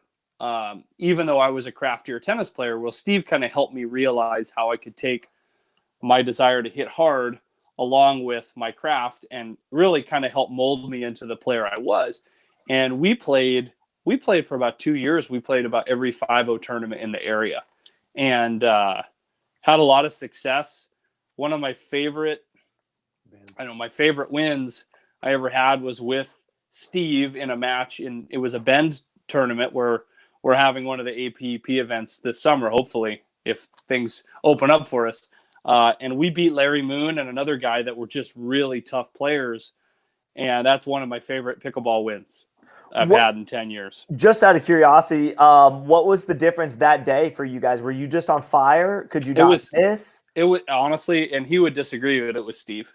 Steve played at a level, I think that was at a point in time where more and more new younger guys were coming into pickleball and kind of overpowering some of the players that had been there for a while. And Steve's hands and his mental toughness was just, he didn't miss a dink all day. And he was the X factor. I got involved, like he mentioned what he does with Randy. He's the setup guy. Randy comes in to put it away. That was my role. But Steve just played better than I've ever seen. That's incredible. When you're having one of those days where you just feel like nothing can go wrong and everything's going your way, I feel like the times which has been probably fewer than it has been often, but the times where I'm dialed in and my partner and I are playing well, it seems like the other team is starting to call timeouts first. And that's always a good indicator each game. Like, okay, they're calling a timeout first. Like, we're doing what we need to be doing to put pressure on them. So that was probably a one of those days for you guys. Yeah, without a doubt. And Steve I think that same team knocked us out in maybe the semifinal round, or maybe it was even the quarterfinals. So we had to work our way through some tough teams, and he just got better and better and better. And the best part about it was at the end of that match, our opponent was Larry Moon, and Larry got the four of us on the court. We all had a beer after the match together off the court. It was just a great, it's what's great about pickleball is we're competitors and we want to beat each other up, in between the lines, but off the court, we're all friends. So for sure. Well, and what's so unique about you, Wes, is I feel like you're a top player in our sport. You've been around a long time. You've got a unique skill set, and you've been in some huge matches in pickleball. But it's obvious that you still have a passion for your career in teaching. You don't make pickleball your career. What's the logic behind that? Obviously, other pros have gone full time. Like, why do you stay in that realm and don't do it full time? I think, and speaking frankly, it's like I still don't see, and this could change quickly, but I think a lot of the people that have made that switch to full-time pickleball, they're still making 70, probably 80% of their income from teaching pickleball. The prize pool has increased, but I feel like it just, I think about two of my dear friends, Simone, I think about Sarah. Those are two people that excel at the sport. They've made some good prize money, but they're teaching 70% of the time, and that's their income. And for me, the reason why I got into teaching, which is probably similar to, now I see Steve and Randy are back. What's similar to why they got into teaching is I like working with kids. And this is no knock to people that teach pickleball, but most of your clientele are 50 and over. That's right. And that's a great life. And I know I would love it, but I want to work with kids, and I just felt like I could make more of an impact on people's lives teaching them playing pickleball. So that's why I continue to teach and coach. That's awesome, man. I love it. Is there anything else, Wes, before you go? Because I don't want to take up too much of your time, and I know these guys love having you. But do you want to say anything else to these guys while you've got them live, or go ahead? It's your floor. No, I got a couple more minutes I can stay on if you want. I probably got 10 more minutes. So okay, well let's do this. There's no rush. Awesome. Let's do this. Let's bring Randy and Steve. Are you guys back with us? I can't tell. It looks like it froze up, Wes. I think it did too. Let's see. Let me see something real quick. I tell you what, they just went off and they're gonna go back on. What happened, I think, was they went from outside to inside. I saw Spencer was kind of texting on the chat. It looked like they had some rain showers come in. So that it actually, to be honest with you, it worked out great that you came on when you did, because it gave them a chance to kind of reset and go inside. Sure. Otherwise, we would have just had to kind of stall for a second. But it was great kind of talking with you. But let's do this while they're resetting that. Mm-hmm. Talk about, in your perspective, how much this sport has changed over, let's just even say in the last 5 years. Like, what is the perspective from you on that? It's been incredible. I remember, go back to 2014, 15. It's like when I showed up as a 27, 28-year-old, I was considered the young guy. And then Kyle showed up, and then Daniel and Marcin, and just took the athleticism to a whole other level. And then with Tyson and Ben and, people like Matt coming in, who's a bit older than we were when we started, but that level of athletic background, just the amount of training we have to do is increased. I feel like what I love is having to work harder each year to stay in that top tier. And just, I go back to my fond memories like Steve and Randy have of moments winning some nationals and things. And I think Kyle would agree with me. I played with Kyle for a couple years. It's like, if Kyle and I were to team up now and we were to go back and play ourselves from 2016 when we won Open Nationals, I bet we'd win ourselves now. We'd win like 11-3, 11-3. Oh, it's just, man. Everyone's gotten better. And, the guys we played in that final were Morgan and Marcin. And those, when Marcin's healthy and back, and we love him and we want him back, we miss him. Those guys are playing at a higher level now than they did then. And I think everyone would agree. We've had to get better and better to compete with the new guys coming in. I love it. When you look at your pickleball career, Wes, from start to finish, is there one memory on the court, like winning a huge championship, or is there anything that really stands out to you in your career with pickleball that just comes to mind? Oh, I think a lot of people have probably said this on your show, but just two answers there. The friendships for me are the most important. I just the people I've met, and it's just so awesome to have these people as friends, and I consider them family. I don't know if Steve, I think I see they're back now. I don't know if they were on, but Steve, I was talking about our championship in Bend when we beat Larry, and Scott, I already talked about that, but that's one of my favorite moments. And Steve, you were the X factor. We talked about that when you were off. You played out of your head. I know you're going to say we played mixed men's doubles, but that's but I am going to say that. So when you are a senior player, no matter how good you are, if you're in your 60s, even late 50s, when you have a young athletic player like this, I've always called it men's mixed doubles, because, I'm not covering half of the court. Wes was covering 3/4 of the court at least. You know how that makes dinking much? The reason I wasn't missing very many dinks is I wasn't forced to miss dinks because I didn't have to cover a ton of court. And so I would say Wes was the X factor, because I think Wes outplayed the younger player on the other side, and I think Larry had to cover more court than I had to cover. Yeah, But I attribute that to Wes letting me not cover much court. I respectfully disagree, but I love you, Steve. But no, Scott, the other moment I would say that I remember that I just loved was, TOC, I think it was 2016. I had played the first TOC in 2013, and then the date changed.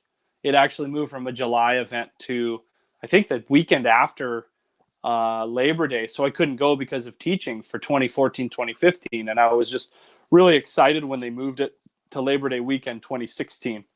I love playing in Utah. I love the high altitude.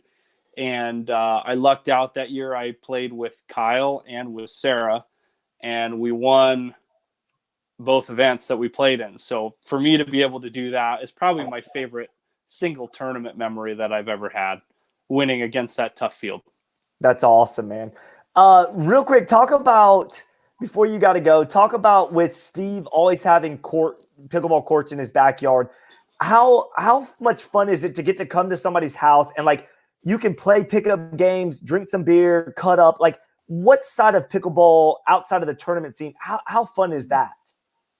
I think that's the best part. I know the backyard part, and Steve's house is like Disneyland for adults. It is the coolest place ever. And you walk in there and you got the Spencer's doing the hang tour. tight for a tour. Yeah. And that's like 1/10 of the house. I mean, I told this at Steve's Hall of Fame induction.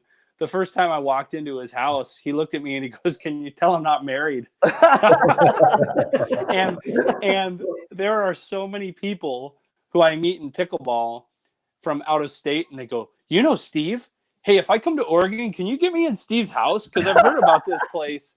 And I remember someone you guys know really well, Karen Geisen, was one of the giddiest people. She's like, "Oh my gosh, Steve?" And when she went to your house, Steve, I don't think she wanted to leave. She absolutely loved it. The beer and everything about it. But that day that Karen was here, Kyle Yates was here with you, yep. and Patrick Williams was here. And Pat. I mean, Scott, you talk about some battle, having this proposed match with the four of us. I mean, I remember just some great. I remember when Scott and Daniel Moore played with you and I, Steve. You remember that? Yeah. In his backyard. In the backyard. Yep. The backyard, yeah. Okay, but give us some perspective. What time frame was that? Were you guys preparing for a tournament? Why were they in town? Why were they there? So I think it was John. I think it was one of Daniel's brothers was getting married.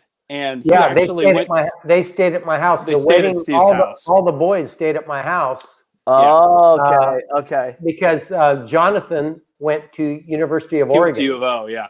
And so all the guys, the wedding party, stayed at my house.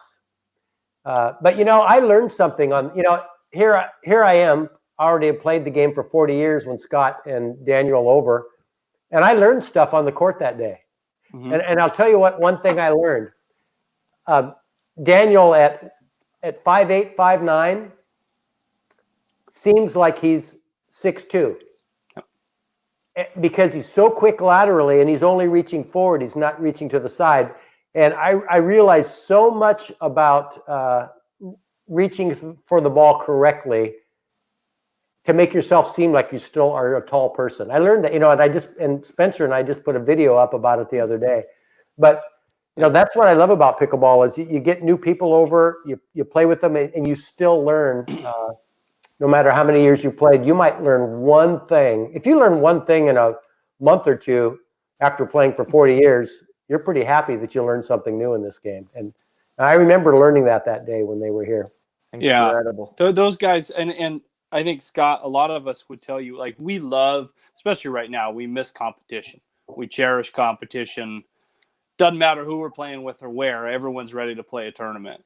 But for years, and Steve and Randy were part of this, before we got permanent courts, you guys remember we used to go to Jurgens Park. This is a park in a nearby city. Yeah. And literally, Scott, every Saturday and probably Saturday and Sunday for 2 years, all summer, every weekend, we would get 4 temp net courts up, and we'd have 25 5-0s show up, and we'd play from 9 a.m. to 5 p.m. Oh my! I mean, gosh. it was Sarah, and it was Christine and Bonnie and you guys and Curtis and the Williams and Rob Rob Davis and Glenn Peterson would be down. I mean, it was so much fun. Out of curiosity, you guys, was there anybody that organized that? Who organized something that big? Was it Tony? I think Tony had a lot to do with it. Tolinar, Tony Tolinar. Tony Tolinar. I just remember always getting these phone calls. Hey, we got a big day tomorrow. 5-0 day. We're taking over the courts. Yeah, and that was before I think there were as many rec players as there are now. Right. You know, where that place is hopping all the time. But you know, Randy used to do Ernie's and hit people, and yeah, I've had quite a few experiences with Randy on the court that I've never had with other people. But maybe that'll be for a second conversation.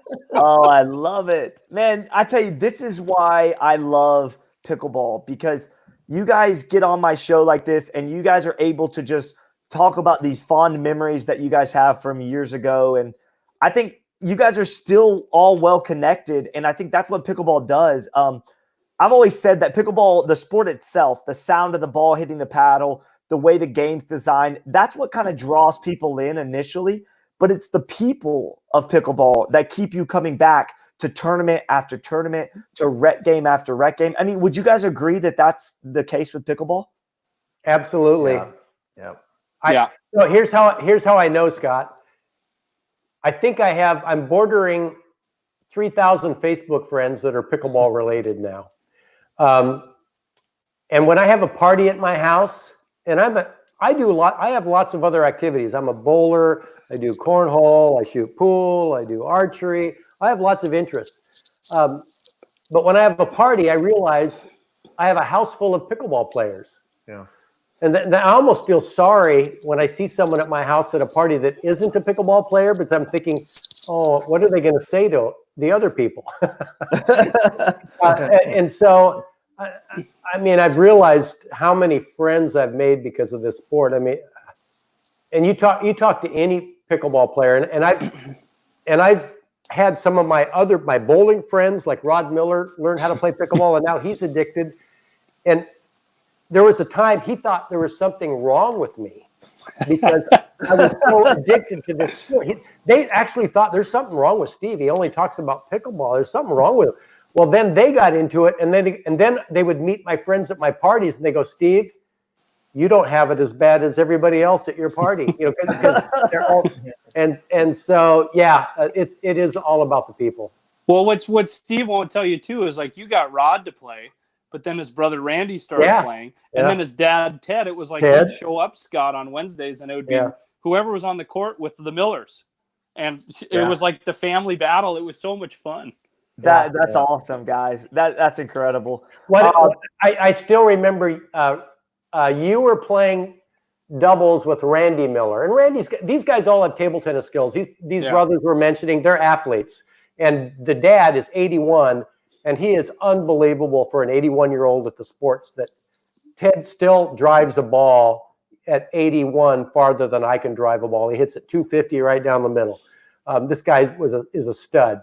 And in his day, he played tennis and table tennis. He and I played a lot of table tennis together. So this family loves pickleball. But I remember one day we were playing at my house, and Wes was teaming up with Randy, and Wes was off the court, and then you would come on and play single. Then you would push him off and play singles against the two of us and beat us. I still remember that day. But I don't know if you have mentioned this, and forgive me if you did. Randy would agree, because Randy's a practitioner of this. The most important thing you learn at Steve's, aside from life lessons in pickleball, is how to protect your beer when you're sitting on the outside of Steve's court, because there's like that much room to sit in. And Randy, being with his size, is the king of like hiding the bottle as the ball or player is coming into him. So there were not a lot of party fouls on his court, miraculously. Steve makes his own beer, so you got a variety of beers there. You got to protect. Yeah, I do brew beer. I'm right now. This is a new Kolsch, and you're drinking a porter that I made. Yeah, I've been brewing beer for about 35 years. Okay, so Randy, is there a favorite beer that you have that he makes? Porters. The porters, just any porter that I always try to keep a porter on tap for Randy. And especially in the summers, we usually come over on Wednesdays, and got to have that porter while you're playing. Pickleball porter is my favorite. Pickleball porter, Right? And Wes, what about you? What I mean, do you have a favorite beer that he makes? Do you offhand? Oh, the same one, the pickleball porter.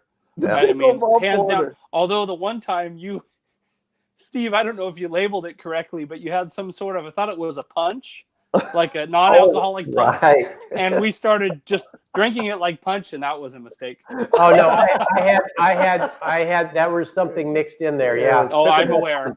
Oh, hey, Wes, I can't remember his name. He was the tennis coach in Bend. They won the state championship. Josh Cordell. Oh, okay, so Yeah, Josh Cordell. the day his team won the state championship, they were near here, and there was a big pickleball show on. You were in it. I think it was the final. It was the U.S. Open, the first year. U.S. Open. You were in the final, and so I had a pickleball party that day. You didn't want to come because you don't like to watch yourself. I understand that. So, especially when you lose. Especially when you lose a big match. Wes hates watching himself. He can't watch himself. So he didn't come to that party. But I had a party to watch the U.S. Open finals. Well, I had the entire state champion tennis team come over, and the coach had to closely watch them to make sure they weren't pouring themselves beers. Yeah, that was cool too, because Josh, that coach, I mean, he stopped coaching there just 2 years ago now, but probably he was coaching. He built this program up, Scott, in Central Oregon for 15 years, and I think they won 10 state titles in their classification, and got into pickleball as well, and had his kids playing. I used to train singles with one. Steve, you remember that young kid? Yes. Chandler. When I was first Chandler, he was a good pickleball player. Yeah. Well, the cool thing about that evening, when they came over, it was nice weather, and the state champions are playing pickleball in my backyard, and we're looking at them thinking, oh, he could be good. Oh, one of them just won the state singles title that day. Yeah. And he was on the court in my backyard, and I don't think he really had played much pickleball. We're thinking, ooh, I want to coach that guy. That's awesome. I love it. Wes, man, I just want to tell you, I know you keep a busy schedule, probably. Maybe not as busy during the quarantine, but I know you've got some stuff to go. Oh, you probably still do, It's a flexible teaching schedule, but it's more of being on the computer and answering emails all the time and helping kids and doing virtual meetings. So it's been busy, but it's been different. So we're used to it now. It's very good, man. Well, I just wanted to tell you, I appreciate your time coming on the show. I know the guys enjoyed having you on here, and I know you'll be on the APP tour show in a little bit. So everybody tune into that. But Wes, I appreciate it, man. I think you're just a great guy for the sport, and have a lot of good memories with these two out here. Well, thanks for Wes. Spencer and I want to get you over for one of our instructional videos. So Spencer and I have been shooting an instructional video about each week, and I would just love, and I know the viewers would love to see your backhand return a slice in slow motion to see what exactly happens to that ball. So when I was playing with Wes in the day, I had never had a partner before that when I was at the net and they were returning serve and I could hear the ball whistling when it went by my ear.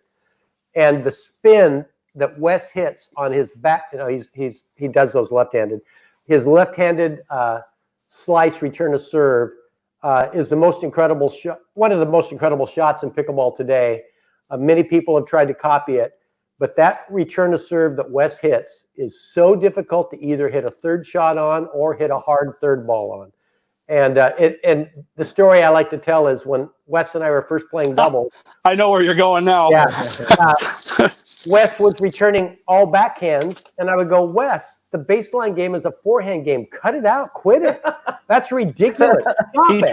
He tried to get me. To stop. I almost put the kibosh on one of the world's famous shots of today's pickleball. And so because of that, I have learned when I'm coaching, keep kind of an open mind. Some of these people have some skills this skill that Wes has is 1 in a million. So you're not going to run across that as a teacher very often. Right now I'm teaching Spencer, and he's coming from top table tennis, and he's got a couple shots that he's bringing from table tennis, and he shows them to me. I learned after coaching Wes that I don't care. Oh, that's stupid. Don't do that. No, I've learned, let's keep an open mind and see how well that shot develops. Well, I will say, and just in closing before I get out of here, I learned a lot from Steve over the years on the pickleball court, but the two things that I was stubborn about, that I did not listen to him about, were hitting slices with my backhand, which I did in tennis all the time, and hitting a third ball on the rise. And I think most of the people that play pro or senior pro hit a slice backhand and they hit a third ball on the rise. Yep. And I want to here, and I want to make that clear. You just said pros. So there's a big difference between giving lessons to even a low-end 5-0 player and a pro. And I would say 99.9% of the people are going to be more successful hitting a third shot dink as it's falling. But we're talking, he just mentioned pros. Those people are in that top half percentile that can hit third shots on the rise and still have a high percentage, and hit the slice that they hit and have a high percentage. The average person, if you try to do what these pros do, you are going to get worse. Great advice. Great advice. I agree. Thanks for having me. Love all you guys. Doctor, Yeah. we will meet again. Thanks, Scott. See you, buddy. See ya. All right, guys. Hey, that was awesome. That was so fun having Wes on, because Randy and I haven't been together with Wes in a while. There's a pandemic, and it's been since last summer at my house where all three of us have been together. So that was a blast. Absolutely. Randy, you've been quiet for a little while. Talk about what happened there. Did you guys get rained on? What was that? We got a little rain, and Spence, our tech guy, was just freaking out, and he did it silently, and so we moved inside here. We're in Steve's kitchen, and then we got the tour of Boys Town here. Well, it was funny because the timing worked out great, guys. I saw Wes pop on the screen. Yeah. So I bring Wes on, and all of a sudden I started seeing you guys scrambling, kind of moving around. So I kind of figured, like, okay, I'm gonna bring Wes up full screen, and I muted you guys for just a little bit, and then I was allowing you guys to kind of get inside. That was a good move. It was a good transition. I mean, between me, Spencer, and you guys, we did that flawlessly. That was top notch. I don't think Jimmy Kimmel's doing it any better right now on his late night show. I love it. Randy, real quick about you with pickleball. I want to know who your favorite player to watch is. When you watch pickleball, if ever, who do you like to watch at the pro level? Well, I hate to stroke his ego, but because he's left-handed also, it's Wes, because he's got some left-handed shots and just some shots that I'd like to figure out how to do those. It's pretty amazing. Glenn Peterson is another one, just how methodical he is, and how his strategy are two of them that come to mind. They're just amazing. I feel like Glenn Peterson has been around the sport for a long time too, and I feel like one of the things that makes him really tough is his mental toughness, just the way he's. I've got a story about Glenn. Yeah, I was reffing Glenn in his first tournament. So we're talking about 10 years ago. It was one of the tournaments that Mark Friedenberg ran up in the SeaTac area. And back in the day, there was 3 indoor courts. The best players in the world came to that tournament. People would come from the East Coast just to be around people like Chris Miller, Steve Wong, Mark Friedenberg, Dan Gabinek, Timothy Nelson, Puppet Master, just to see what this game's all about. Well, anyway, Glenn was in that tournament, and he was playing the level below 5-0, whatever it was at the time, as a 50-year-old. He was 50. 49 or 50. And I was reffing it, and he was just battling with this young, athletic. It was singles. They were playing singles. And I'm thinking, wow, this guy, he's good. And he's, at the time I was 54, 10 years ago. And after the match, I go, hey, Glenn, you should think about playing some senior events, because this was a young event, because I think you're really good. Well, he came on the scene like immediately, beating everybody in our area that was a senior player, including me. I had some good matches with him, but gosh, I just remember, and he trained tons with Chris Miller. They played singles nonstop. And at that time, and Chris was a great, great player, Glenn could beat him. Yeah. Very interesting. Very interesting. And I haven't talked to Glenn for a while, and I'm wishing the best for him, because I know Paula was struggling with fighting cancer, and I haven't talked to him, so I don't. His wife and Glenn, you got to give him a big kudos for this. Glenn would only play mixed with his wife. He goes, that's what my wife and I, and she was good, very good. Top other women players would be contacting Glenn. Can I play mixed with you? And Glenn probably could have won tons of matches with top. And he goes, nope, that's what my wife and I do together. So I'm wishing them the best. Shout out to Paula. Yeah, definitely. Yeah, we'll try to get an update on that. I wasn't aware of that, but Randy, talk about back in the early days. Did you enjoy playing singles or doubles more? What was your favorite?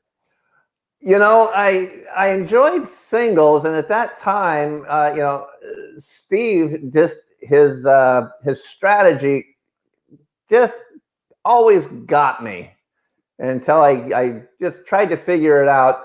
But then when we teamed up for doubles, I seem to think I'm a double specialist. But now that skinny singles is here, I think with my arm span, my width, I can cover the skinny singles court just easily.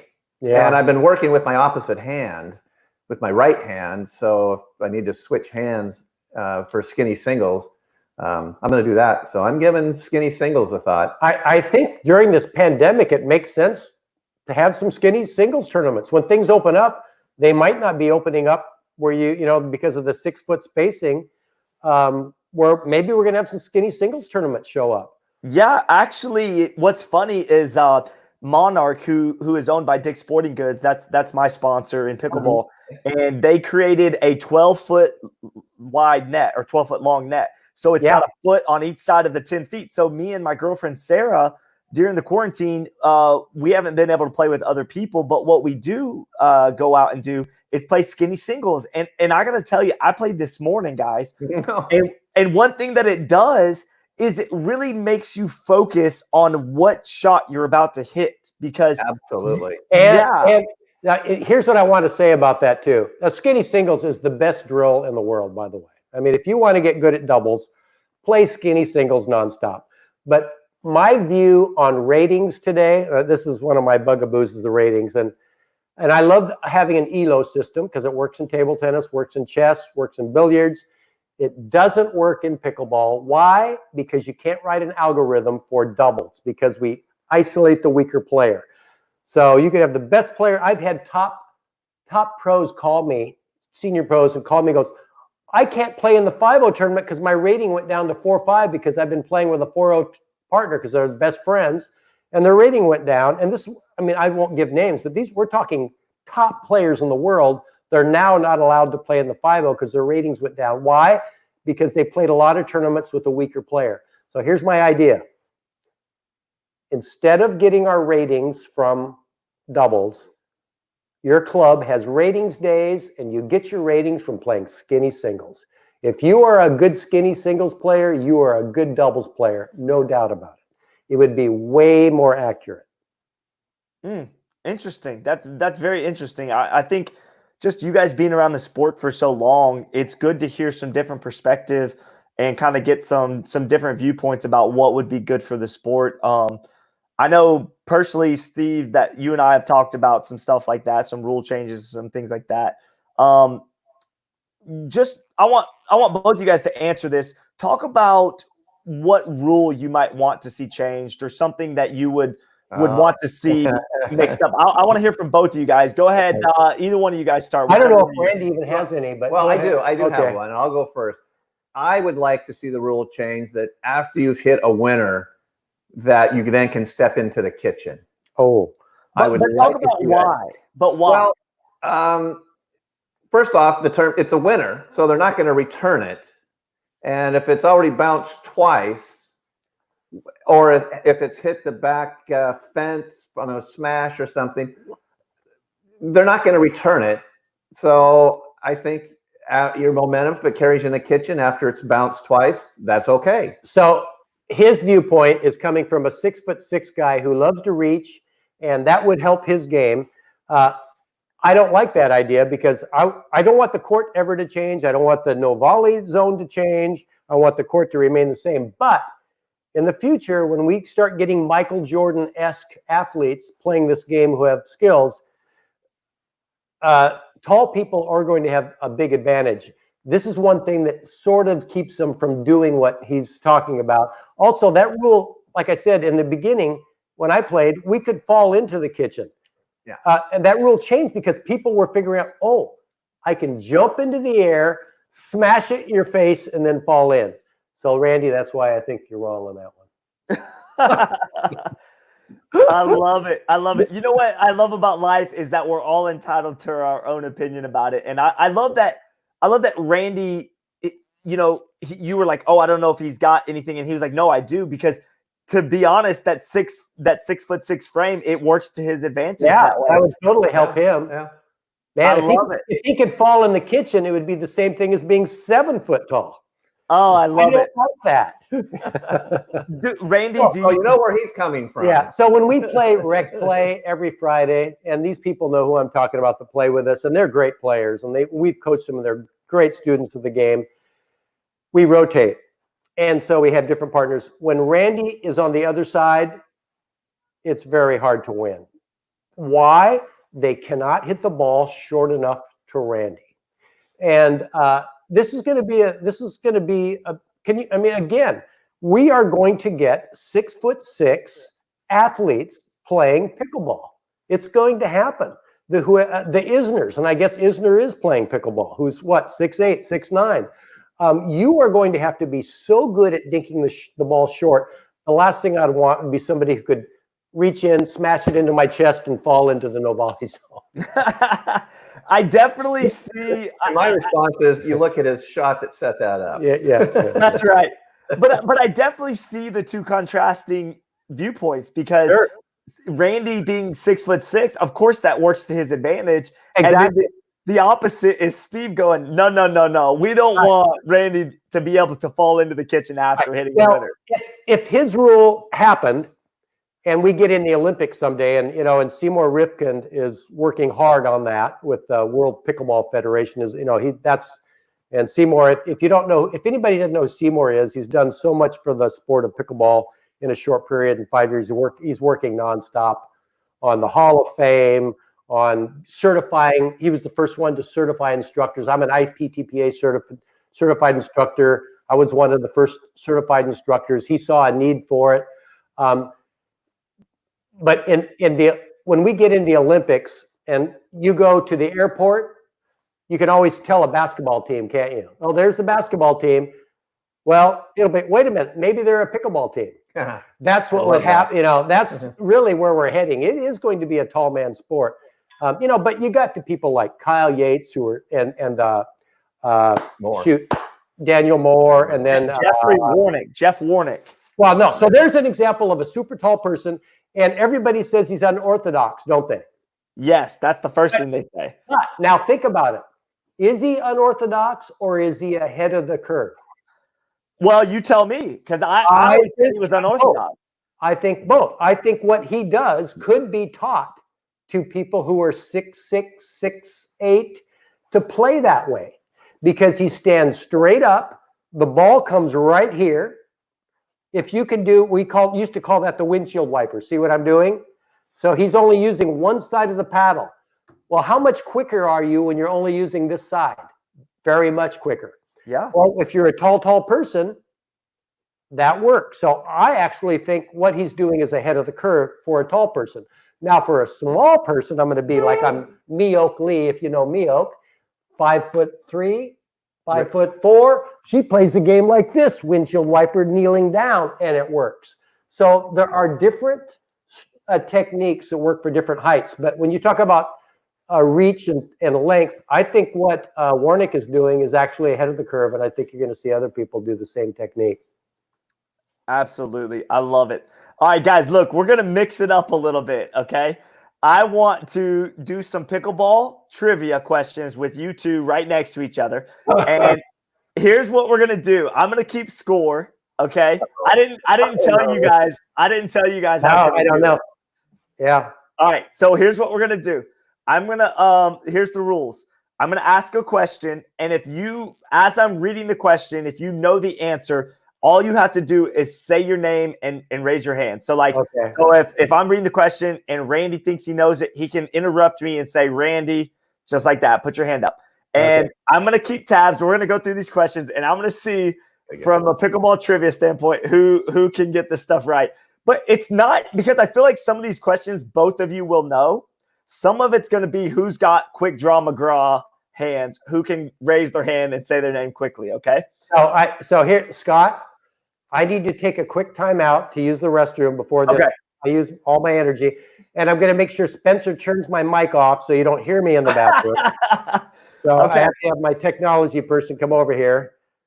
Okay, am I off? I hope you can hear me. So here's what we'll do. Here's what we'll do until Steve gets back. Okay. Randy, I wanna hear from you about first of all, how old are you right now? How old? I'm 62. And you've been playing this game for 30 plus years, correct? Yeah. Do you see yourself at 62? Do you see yourself continuing to play this game for as long as you can? I mean, what is your perspective for the next 10, 15 years with it? I see myself still playing recreationally and maybe at times tournaments, but there's just benefits to this game. I call them side benefits, and one of them is just agility, their quickness, and as you get older, curbs tend to kind of jump up and try and trip you. But I think by playing pickleball and your agility, you can recover from those so you don't take that fall. And I think that's a real important thing. And it's movement. It's a healthy exercise for you. And I really enjoy the social part of it. There's times that we went all the times at tournaments and things. I would kind of like start the grassroots of getting people together, going out and getting a bite to eat. It's just so social. I love it. Part of it. One of the things that Steve told me about you, Randy, because obviously we've never met before today. One of the things Steve told me about you is that when you guys would play tournaments, one of the ways that you would help relax yourself and to kind of stay calm is to have a good sense of humor, to joke around with yourself and the opponents and Steve. Talk about that. Why did you do that? I think it's a mental thing that, everybody makes mistakes, and you have two choices. One, you can get down on yourself, and I don't think that's going to help your play. Or you can, blow it off, kind of make light of it, learn from it, and move on to the next point. And that was something that you've always done, even in other sports? Even teaching, I had that sense of humor. And it helps me keep my head focused.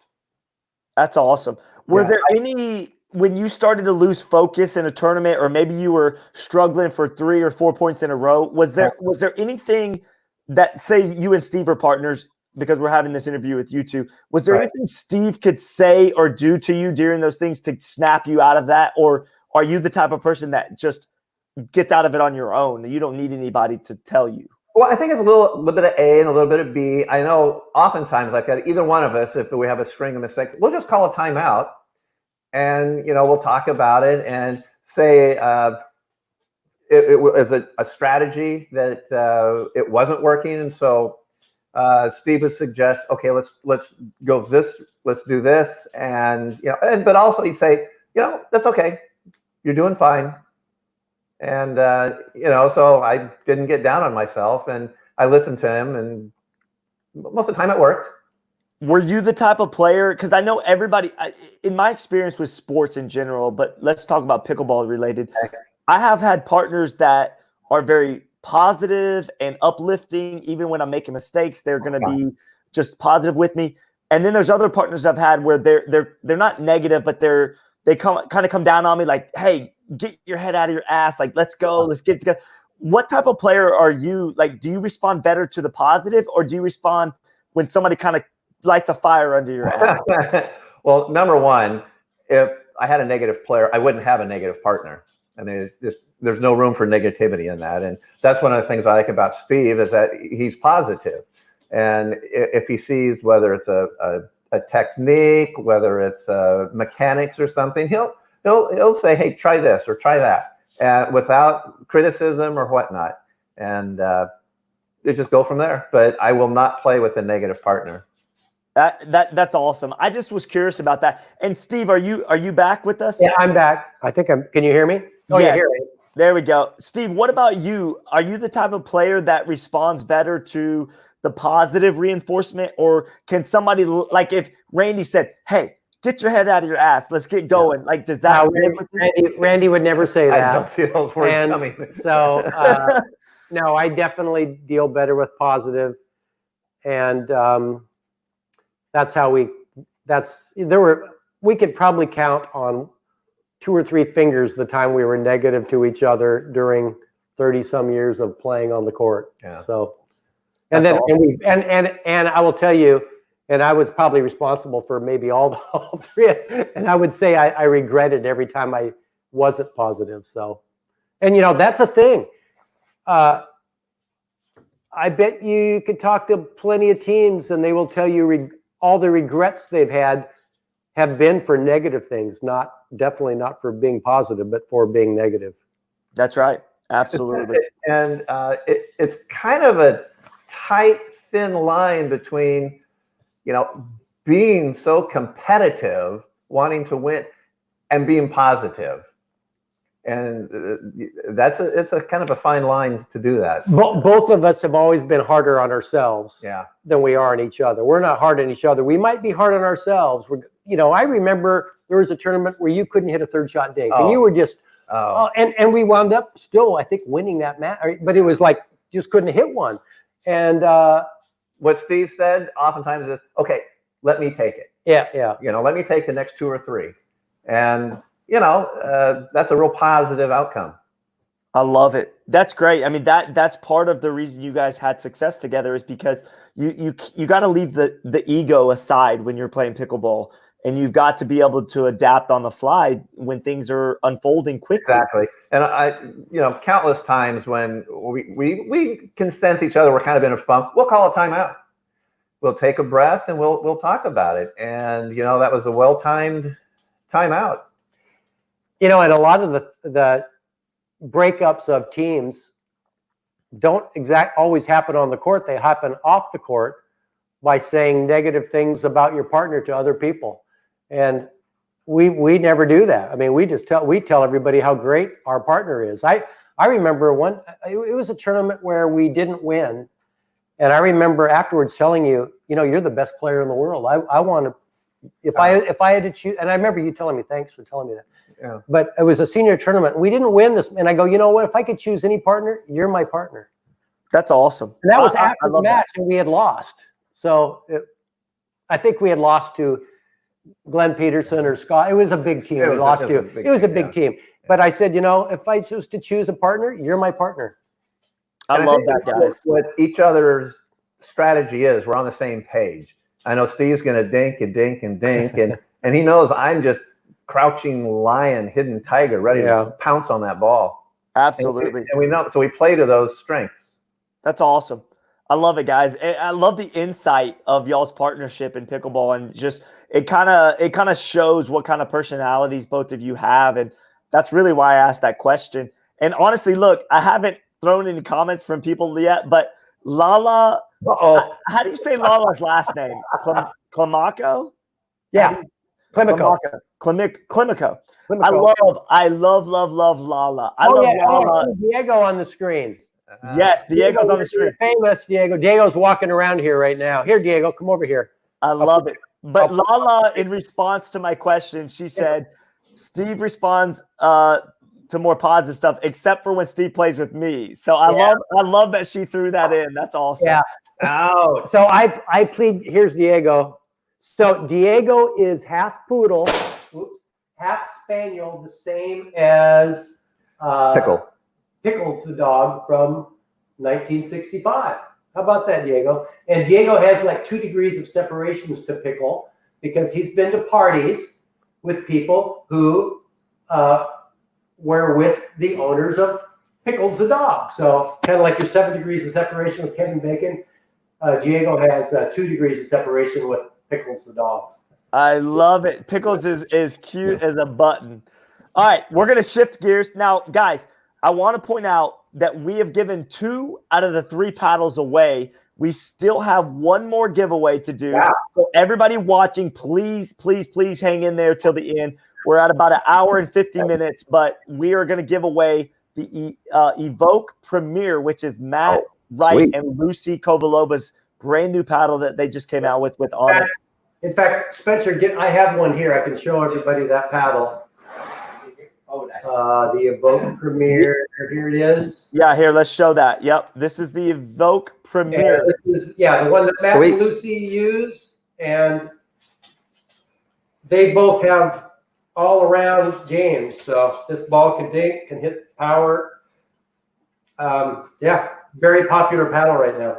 Love it, love it. I'm not sure what color that Onyx is going to send to the winner of that, but I will say this. It doesn't matter because the color means no difference. It's the paddle itself that makes the difference. So I look forward to giving that paddle away on behalf of Onyx, who's sponsoring this show tonight.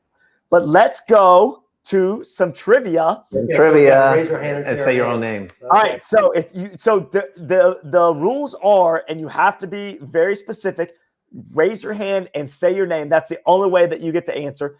If you do not answer correctly, the other player gets to try to answer it, and they will get 2 points if they answer correctly, if they weren't the first to answer. So if you interrupt my question and you get it wrong, the other player has a chance to answer, and if they answer correctly, they'll get 2 points. Okay? Yeah. All right, here we go. I'm going to start out easy, and it might get harder as we go. All right, here's question number 1. What year was pickleball created? 1965. Oh, wait, Steve, you didn't say your name, though. Randy. Oh, God damn it. 1965. All right, I'm going to give him a pass because he did raise his hand first, but in the future, we need to say our name and raise your hand. Steve said 1965. That is the correct answer. 1 point for Steve. Woo! All right. Now, keep in mind, you win nothing for this except for pride. Okay? Right. There's nothing but pride on the line. Right here. Question number 2. In what city and state was the game of pickleball invented? Randy. Oh, Randy got it first. Bainbridge, Washington. Yes, that is correct. Randy with 1 point. Now, Steve, I need to remind you, you have to raise your hand and say your name. No, I was a PE teacher for 30 years. All right, because I have a feeling Steve also knew the correct answer. Randy taught in the classroom. I taught in the gym. So and he got hit in the head a lot with a ball. I love it. I love it. Too many dodgeball games for me. That's fantastic, guys. All right, question number 3. What is widely considered the 3 majors in our sport of pickleball? Randy. Oh, Randy gets it first. The U.S. Open, Nationals, and World Games. That is incorrect. No. So, Steve, you have a chance to steal and get 2 points. Okay, so Nationals, U.S. Open, and Tournament of Champions. Oh. Ding, ding, ding. We have a winner. Steve gets 2 points. Now, just to recap, after 3 questions, Steve, with his bonus, is up 3 points to 1. Randy, you need to get on your A game here for the next few questions. Question number 4. What men's doubles team won the 2019 Minto U.S. Open Pickleball Championships?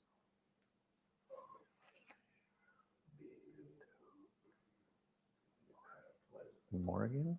The 2000, I'll repeat the question. I was there. I was watching it. What men's doubles team won the 2019 Minto U.S. Open Pickleball Championships? So in my backyard, Eric Lang has played before. He was playing in the finals with from Canada, Steve Deacon, and they were playing against him, and they lost in the finals. That's who I have to remember. Actually, you're actually referring, Steve. You're actually referring to nationals. I'm referring to U.S. Open, the U.S. Open. Okay, U.S. Open 2019. Yeah, this last one. Okay, A year ago. Okay, so Steve Paranto. I say it was Kyle Yates and Ben Johns. Ding, ding, ding. That is correct. Ben Johns and Morgan. Nope, it was Kyle Yates and Ben Johns. Good pull. All right. There's a picture up there of Ben Johns with my dad. I wanted to. I'm gonna post a video of that picture. Yep. Okay, good. Okay, you got All it. right, Randy, you got to dig yourself out of a hole here. I'm in trouble. All right, question number 5. What was the first year that the U.S. Open Pickleball Championships was held? Randy. Randy, go ahead. You said U.S. U.S. Open. Okay, 2017. Oh, that's incorrect. So I'm going to say 2016. Yeah. That is correct. And actually, if Randy would have been thinking about it, Wes, when he was on, actually talked about the first year that he played in that championship. That's the year that he was referring to. Was 2016. That's the year we had a party at my house and that the state championship tennis team. Like I said, Wes will not come to any time I have a viewing at my house where Wes is involved in the show. He won't come. That's very interesting. Wes he's a unique guy. There's no question. He does not like watching himself on YouTube. I don't think he might watch a portion of a match to watch the other players, but he's just not that guy, huh? He does not like watching his game. It's interesting. Very interesting. Very interesting. All right, question number 6, and just to recap. Yeah. Okay, looks like. Well, I just want to give perspective. Steve is up 5 points to 1. Randy, you got to figure out a way to get going here. Call a friend. you can. We'll give Randy phone a friend. Come on, listener. Come on, listener. Oh, I love it. All right, number 6. What major tennis facility is host to the 2000? Randy. Oh, go ahead, Randy. Indian Wells. Indian Wells Tennis Garden. That is correct. I'm going to give that point to Randy. He was able to raise his hand and say his name a little quicker. All the fans and the audience that are. If I just could have remembered my name, if I knew the answer, I couldn't say Steve. Randy, listen. I got to pull me up too. Randy, you might be able to make a comeback if you can just continue to raise your hand and say your name a little quicker. Yeah. I got that going for me. All right, question number 8. What is widely recognized as the hardest shot to master in pickleball? Steve. Oh, Steve with the quicker hand. I would have to say the third shot dink. That is correct. The third shot drop or the third shot dink is widely known as the most difficult shot to master in pickleball. One of the hardest for me to teach my students also. So.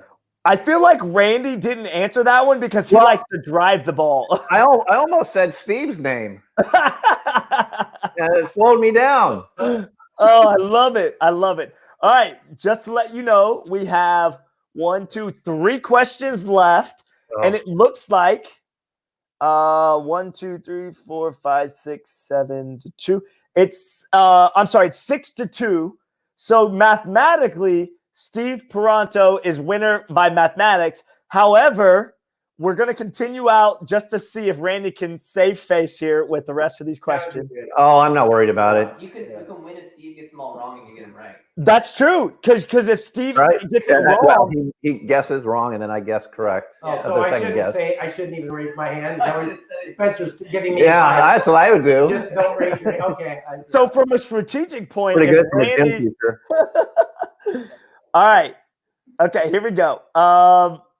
Who is currently regarded as the world's best pickleball in all three divisions of the game? Steve. I'm not the best player.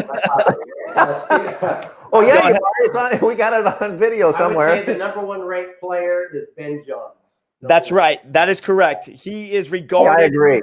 Yes, I think we all agree that Ben Johns currently is regarded as the best player in the world of pickleball in all three facets: singles, doubles, and mixed doubles. If you combine all of that together, I think nobody would argue the fact that he's the leading player. Right. At the age of 21.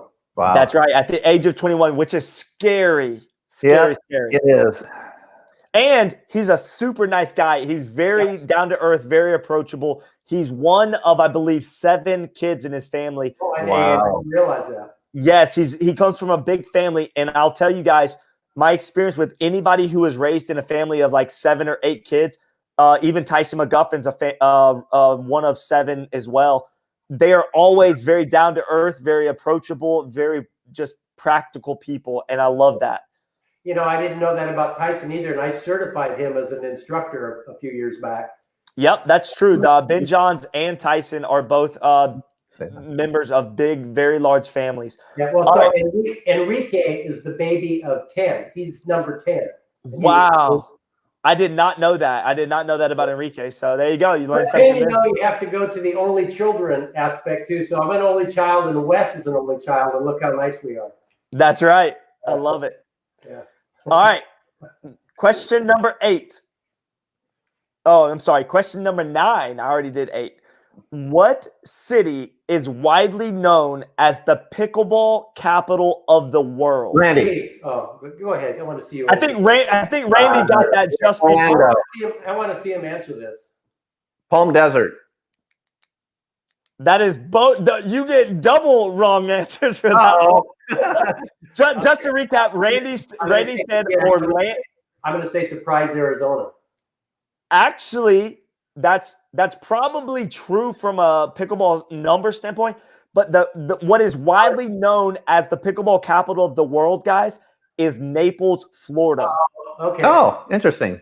Well, that's kind of good for them. Yeah. Now, that's not necessarily true from a number standpoint, but whenever anybody talks about the pickleball capital of the world, they always talk about Naples, Florida as being the pickleball capital. So I want to give a shout out to Surprise, Arizona, because here's what happened. Here's why this sport took off. All of us at one time were young players in the Seattle area and then retired to Surprise, Arizona. And we're talking about great players like Pat Kane and Mark Friedenberg, Jennifer LaCour's father, Bob Youngren, who got the sport going in these retirement communities. That's what made this sport take off. We never, ever saw this sport being an outdoor, huge sport that it is. And those guys did it in Surprise, Arizona. In fact, Happy Trails, I will say Happy Trails, where I do have a place, was really where all this happened. Bob Youngren, Jennifer LaCour's dad, has taught thousands of people how to play in Surprise, Arizona at those Happy Trails court. That was a huge leap for our sport when that occurred. And those were young people at one time when the sport was beginning who became seniors and took it to Arizona.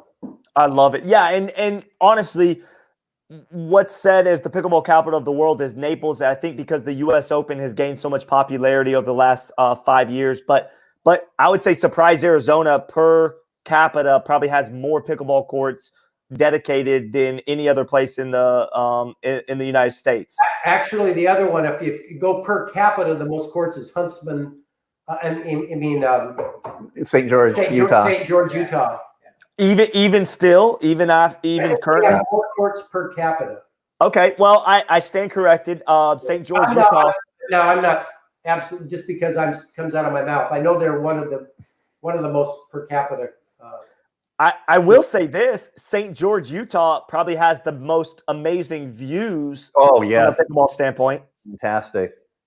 The mountains in the background. I've only seen it. That's on my bucket list. I'm going to be at TOC this year, so I'm going to get out to Utah in August. But I've just seen even live stream videos. The views in the background are just jaw dropping.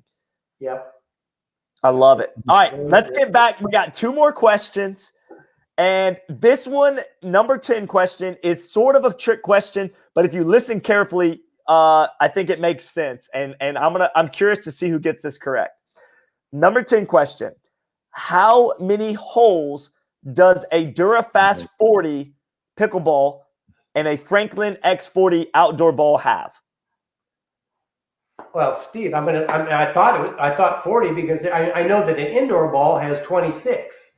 That's what I grew up with, was the indoor ball. I'm going to say 40. I thought that's why they were called the 40. But that is correct. That is correct. Nice.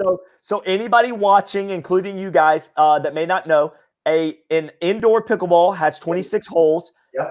The outdoor ball happens to have 40 holes, and that's why they call it the DuraFast 40 and the Franklin X40, because it relates to the amount of holes that pickleball has. And I would imagine, and Steve, you tell me if you think I'm wrong on this, but I would think that the outdoor ball has to have smaller and more holes because of the wind factor outside.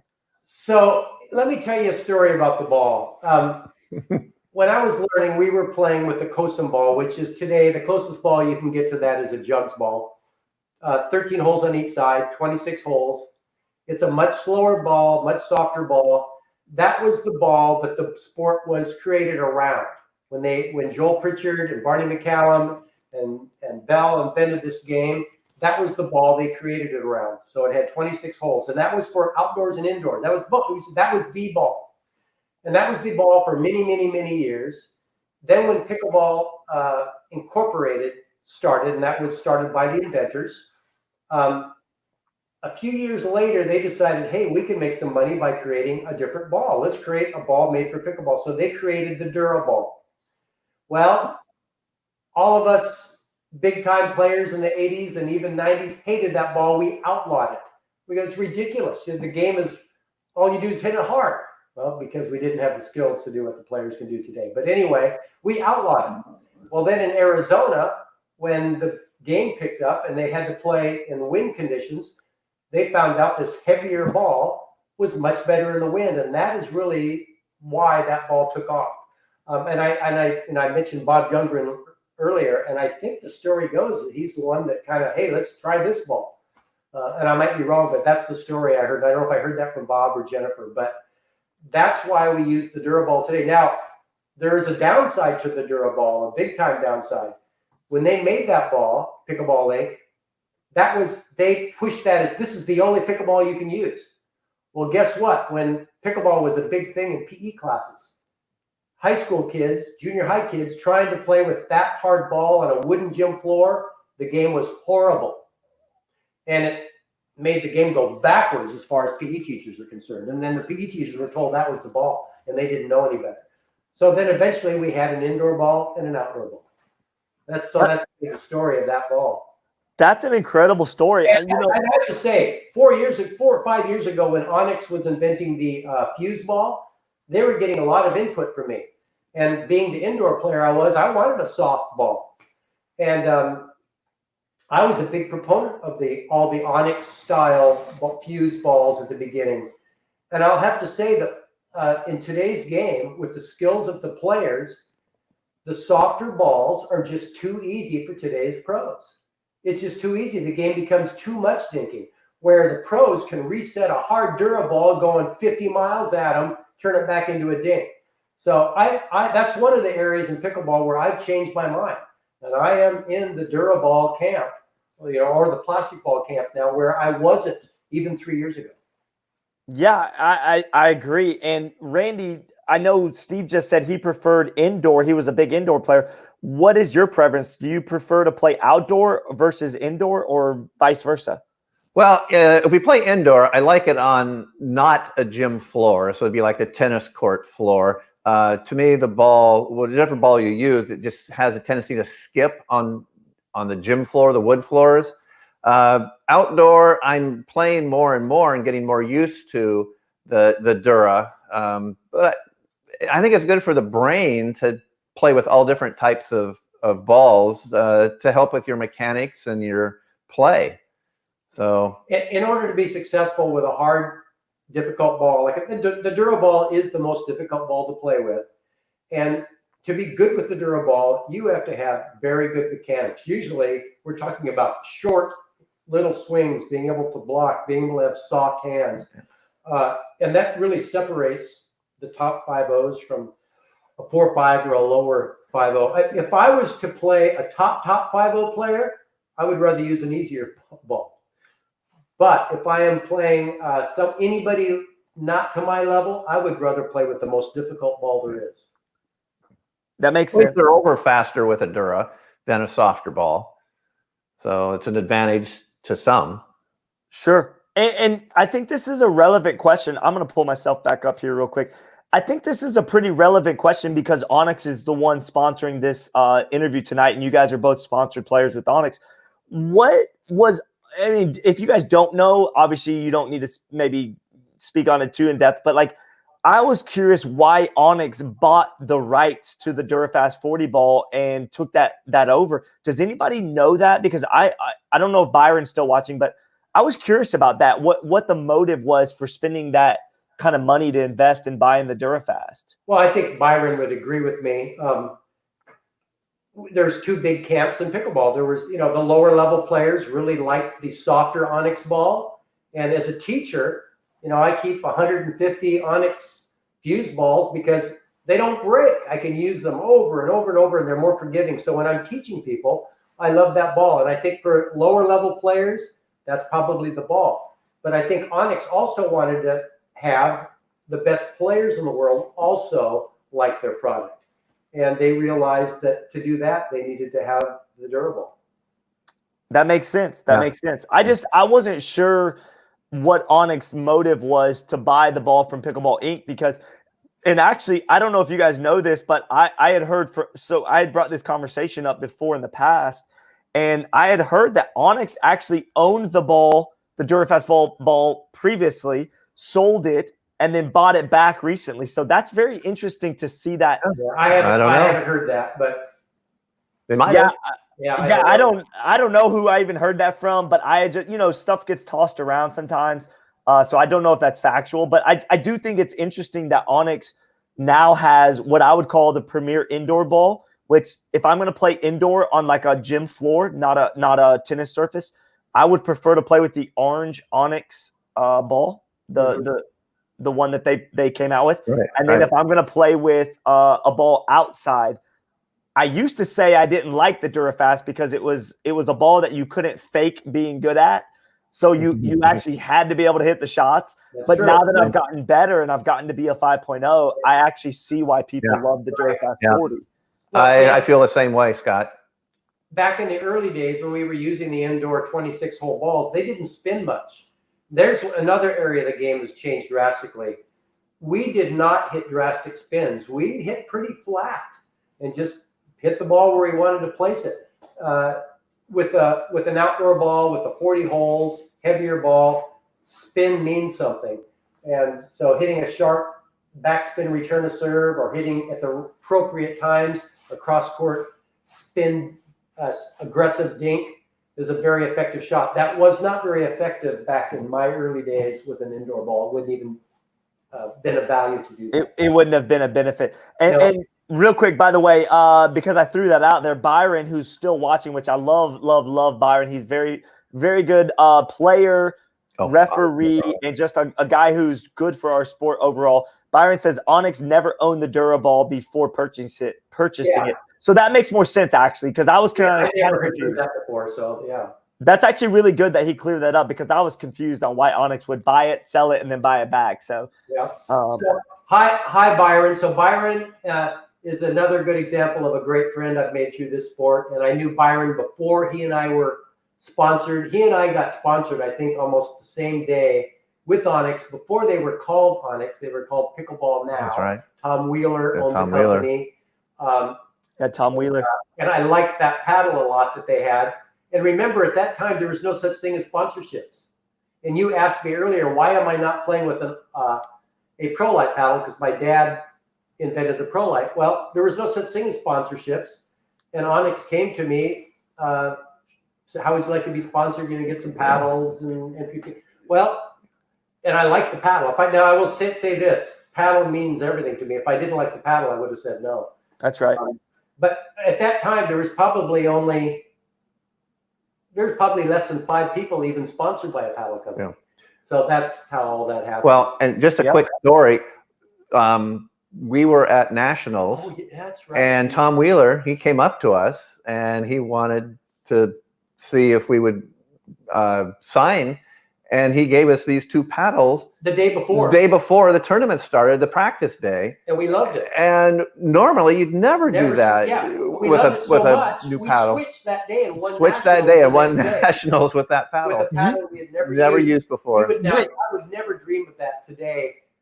Ever thinking about changing paddles a day before a tournament. But the day before, we're both going, how do you like it? I love it. Yeah. I could turn it. And by the way, that paddle that we used then is what's turned into the Voyager that Wes uses today. Yeah. Was it called the PN 2000? Is no. I think I might have one over there. It's green. It's a green one. Anyway, yeah, Byron said our green paddle. It's a green. Nope. I might have it upstairs. I might not have one. But anyway, it was all greenish, lime green. Nope. Nah, it's upstairs. Anyway, that paddle turned into the Voyager that Wes likes today. Yeah. That's also what we fell in love with. I think it was before we won our second national. Right. So you guys had instant love at first sight with that paddle. Yeah, and that would be ridiculous to really think you're going to ever switch paddles the day before your event. Nationals. I mean, we would never dream of that now. No, that would never happen probably.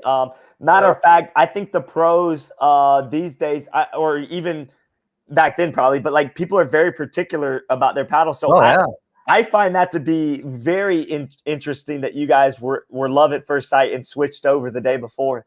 Mm-hmm. That just doesn't happen. No. Incredible. All right, guys, I got to tell you, we're at 2 hours and 16 minutes. We have been, man, time has flown by. We've been rocking and rolling. We've got 32 people still watching. I would like to reward the 32 people still watching live with the third giveaway that we're going to do, which is the Evoke Premier. All right. That Byron and Onyx are willing to give away for free tonight to sponsor the show. So let me go ahead and pull this trivia question up. I think this is a great time to do it. We've kind of got a little break here. And so I'm going to throw this up on the screen here and put you guys up full screen. It says third trivia paddle giveaway question. It's for the Evoke Premier. How many perfect 300 games has Steve Paranto bowled in his lifetime? A, 1, B, 7, or C, 4? And what we're going to talk about after somebody gets it correct, we're going to talk about this. But I do want to bring up a great question. Sorry, let me put that back up. Along the lines of bowling, switching gears, Randy, have you ever bowled against Steve? And if so, how do you do against Steve? I haven't bowled against him. Steve was in a bowling league, and I was a substitute bowler, but that was such a long time ago. Yeah. I don't really remember. I'm not a bowler, so I'd have to say, even as teammates, he outscored me in bowling. I think I even had you sub in a cornhole league last year. Yeah. So I love it. I love that. I mean, that's great. But, I don't know. I'm not much of a bowler either. And usually when I'm bowling, I've had a few adult beverages, so my game's not real strong. It straightens the game out. But for anybody, I don't care if you're a pro bowler or an amateur, for anybody to bowl 300 in even once is a phenomenal feat. We're going to talk about this in a second because we do have another winner. And I got to tell you, this is the first time on my show where I've had the same person Whoa. win 2 paddles. Oh, And that's Jan Lucas. She has won the Evoque Premier and the one that I think was the Phantom. I believe she won the Voyager. She won the Voyager and the Premier. So she's won both paddles. Congratulations, Jan. Now, look, she wasn't the first, guys, to say the answer. The first answer was C, 4 games. And somebody else, Andy Timmons, said 1. But Jan Lucas was the first one to say 7. Yeah. So I'm going to pull this back up. I want to put this back up here. And Steve, talk about 7 300 games. That's incredible. So Spencer's going to point over to my ring collection. So those are my bowling rings. So when you get a 300 in league, sanctioned league, you get a ring. And you see there's more than 7 there. That's because I've also had 3 800 series. So if your 3 games add up to more than 800, you also get a ring. That's actually 10 times harder than winning a 300. So bowling was something I'm still really into, and I have great friends PE teachers that we bowl in a league every week until the pandemic. So it's something I love. I'm right now. My 3 passions in sports are pickleball, bowling, and cornhole, and I love the competition in all those. And being competitive by nature helps me in all 3 of those sports. I love it. I love it. Now, I want to throw this out there while I'm still live about the winner. If for any reason Jan is a selfless person and would like to donate one of the paddles that she won to the second place winner, who happens to be Lala Klemako, if she would like to donate that to Lala, we can arrange that. I'm just throwing that out there. It doesn't have to be done. But Lala came in second. As far as I can see, she was the second one to answer behind Jan. So if that needs to happen, Jan, let me know. I know you're a very, very nice lady, and you would probably be willing to donate that. But guys, that was fantastic. I'm wondering why Lala didn't know the answer to this. Well, I think she came in second. She knew the answer, but came in second. All right. Lala's watched me bowl one of those. Yeah. So if any of you are bowling fans out there, you know the great name Earl Anthony. He's still considered one of the very best bowlers in the world. I bowled my very first 300 game in front of Earl. It was during practice, so it's not one of my 7. I've had other 300s, and I've got a picture on the wall of me and Earl over here golfing one day.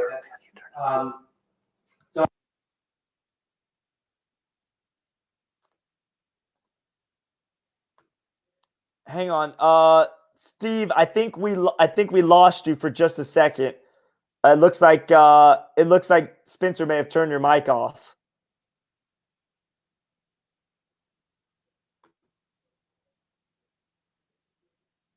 There we go. There we go. Yeah.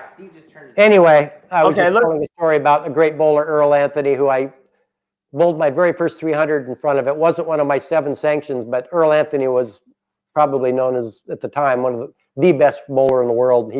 I bowled one of my 300s in front of. It'd be like hitting a home run in front of Babe Ruth, but he was watching me bowl. So that's incredible. But one thing I do want to promote today, because I really want to, all those viewers out there during this pandemic time, and we're always having the discussion, who are the greatest pickleball players of all time?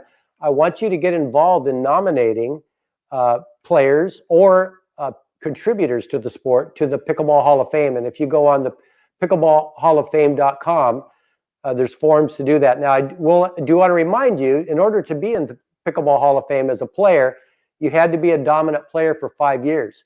And right now, we are approaching those years where someone like Kyle Yates, I don't think Ben's been around 5 years yet, but think of people like Chris Miller, Steve Wong. There's Simone, of course. There's lots of these great players who now have dominated the sport for 5 years. And you may also know a contributor in your area who's done a fantastic job contributing to the sport for over a 5-year period. So I want to promote the Pickleball Hall of Fame. It's been in existence 3 years now, and it's a great Hall of Fame. I was fortunate to be inducted as a contributor last year. It was probably the most highlights of my life to be inducted in the Hall of Fame with the great players that I was inducted with. Dan Gabinek, one of the legends of the early years, my time. Jennifer Lucor, Enrique, Mark Friedenberg was already in. I'm thinking about people who are inducted this year. So anyway, I just want to really put that shout out to the Pickleball Hall of Fame, that make people know that it's aware, make you aware it's there, and get involved in nominating some folks. Sure, and I'll put in the comments the website. It should be pickleballhalloffame.com, Yes. I believe. Yes. Pickleballhalloffame.com. And if there's anybody, so Steve, I think you touched on it, but there's 2 nominations that you can have. One is as a contributor, which is what you were actually put into the Hall of Fame for, which you have made many, many contributions, you and your father, who are both in the Hall of Fame. But then there's also the second way, which is as a player. Right. Correct? And the Hall of Fame now, at this point, this is going to be the 4th year coming up, is more focused on the player, like it should be. In the original year or 2, it was all about the inventors. You had to recognize the inventors of the sport, correct? And they weren't, nationally known great players. So now we are focusing on players. So 3 players get inducted a year and 1 contributor. So this is getting exciting, because now we're going to have names that are big time names starting to get into this Hall of Fame as players that are going to really attract attention. Is there anybody, obviously you mentioned Kyle Yates, but is there anybody that's not been inducted yet that you feel like will be in the 2020 Hall of Fame? Is there anybody that you can think of? Well, I mean, those names I all named are worthy. And of course, Wes Gabrielsen now is dominated for seven years. So there's another name. And if I could sit down and think about it, I could probably give you 10 other names. I really want the viewer to get involved and come up with your ideas. There's Timothy Nelson, Puppet Master. Let's go on and on about. Really, it's endless when you want to start talking about today's great players. They do have to dominate for 5 years. So remember, that won't be a Jessica Irvine, right? She's great. Not yet. But not yet. But now we're talking Simone, I believe, who's going on her 5th year dominating this sport. Sarah Ansbury is another person who's a good friend of mine, and I got to coach when she was beginning. She's along those years. It's exciting. This is wonderful to have for a sport. For sure. Byron Frezzo, who's still, again, just very active in watching. I love his comment. He says, I do not think a current player should be in the Hall of Fame. The reason I love that comment is because it gives a little different perspective from going back to like a Mills Miller, a Steve Paranto, even, let's say, Billy Jacobson, right? All these players were former players who dominated on the scene at one time and are now inducted into the Hall of Fame. Do you agree or disagree with Byron's assessment of current players not getting into the Hall of Fame? No, I see where he's coming from. But remember, so let's compare it with basketball. Your career is very short, relatively, compared to pickleball. You could be here's another person I forgot to mention, Scott Moore. Who's dominated the senior pro level more than Scott Moore? No one. Would he be playing any other professional sport at 57 years old? No. He would have already been into a Hall of Fame in tennis if he was that good at tennis, right? That's right. And so that's where I'm coming. That's where I'm coming from. Sorry.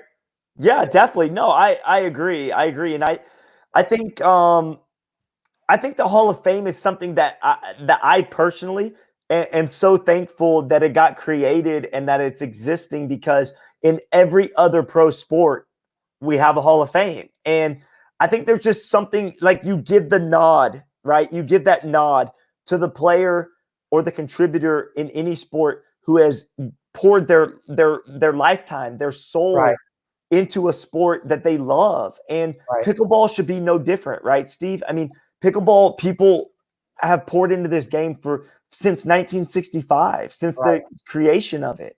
Yeah. So coming from what Byron said, by the way, Byron would be a perfect example of someone who should probably be nominated as a contributor. I certainly agree. So I certainly agree. I mean, he's a referee, he's a player, he's a promoter. So anyway, I'm just saying that. But even if I went along the lines of what Byron said, Scott Mills, Chris Mill. I don't call him Mills. I've known, he's Chris Miller to me. But Chris Miller and Scott Moore are at the age where they would have been inducted as great as they are in other professional sports because they still wouldn't be playing. Where because we have the seniors, they're still great players. So those two would be my exceptions, even if I agreed with Byron's. Yeah, definitely. Mm-hmm. All right, I want to do this. While we've been talking, there's been some comments coming up about the giveaway. First of all, I threw out the idea that Jan would donate a paddle, and the lovely Jan Lucas from Minnesota, Winona, Minnesota area, she says, wonderful. Lala Klimko can have the Voyager since I already have that paddle. I'm excited and grateful for the premiere. So she's more than willing to donate that paddle. So Byron, when you ship out that paddle, ship out the Voyager Pro actually to Lala, and then Jan Lucas gets the premiere. And then it looks like, just to recap, I think it was, I'm trying to remember who got the, I think it was Chuck Frame gets the Phantom. Okay. Nice. So I just wanted to put that out there. And then people have been kind of arguing back and forth about who answered correctly and who answered first and all that. I'll just clear that up real quickly because anytime I do a giveaway on my show, I always have people that are arguing about who answered correctly and who answered first.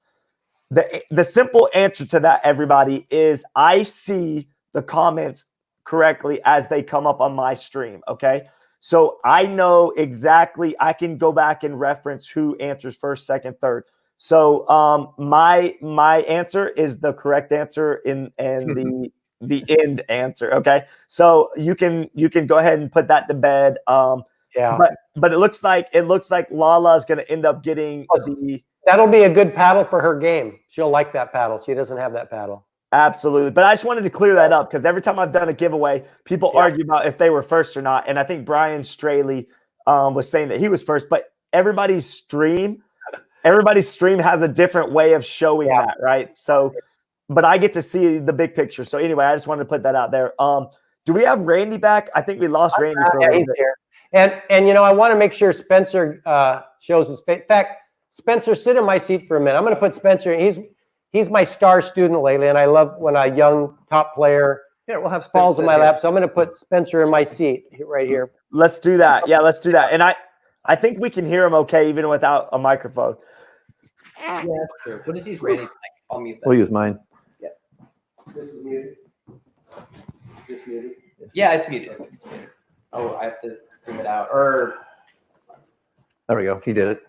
There we go. Okay. Yeah, we're back. All right. So I want, before we get into this with Spencer here, I want to say thank you, Spencer, because this was the first time that I had somebody else on the other end that actually knew what the heck they were doing with technology. And I didn't have to walk them step by step. So you actually figured out everything you needed to make this a fantastic interview. So thank you for your not only intelligence from technology standpoint, but just your willingness to sit here for 2.5 hours and be a part of this. So thank you very much, bud.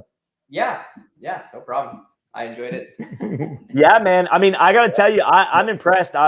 I've been doing interviews and social media stuff for 3.5 years. And I knew right out of the gate that you were going to be somebody that you just proved right out of the gate you knew what you were doing. Tell that story real quick about how we didn't know if we were going to have good sound. And Steve was saying he didn't even think he had anything that would make the difference. And then you would, I mean, tell him about that. Yeah. So basically we didn't have the right stuff to make it work because of this program, but Steve has a studio upstairs and he has just a big ball of cords basically and a bunch of bins with stuff thrown everywhere. And I was like, okay, yeah, I think I can make this work. And then I just started scavenging around for stuff and figured something out. So yeah. The other thing I want to promote is Spencer and I have been putting out instructional videos each week. And they've been really fun. They're getting better and better each time we put one out too, I think. And Spencer's used to putting this stuff together. He's a Twitch streamer, and so he has a channel. He's been streaming every day for 6 years to Twitch. Yep. It's been really fun putting these videos together. I think if you guys watch them, I'm trying to put videos together, a different twist on instruction that people haven't seen.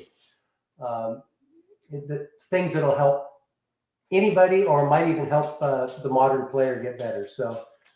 Yeah, and Bob Nyberger, I think Spencer saw this in the comments, but he was mentioning coming out with some videos specifically designed for the youth of pickleball, the kids. So that would be cool to see. Yeah, it would be cool. And I'm kind of doing the other end. I'm on the lines of putting out things that give shortcuts to seniors. So yeah.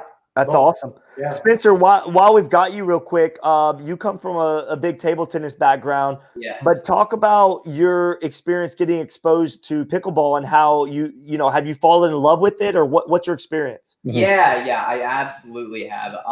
So I started last June. My dad showed me the game right before I moved to Portland. It was like a week before. And one of the main reasons I was moving to Portland was to play table tennis, because there's a big table tennis facility here.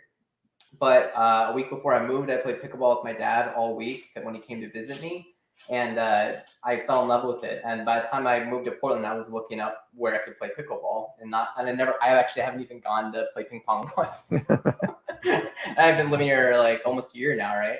So I played out in the public courts. People were really nice, and they pointed over like, you should go talk to Bonnie Williams, because she could help you with instruction, because I was just getting started.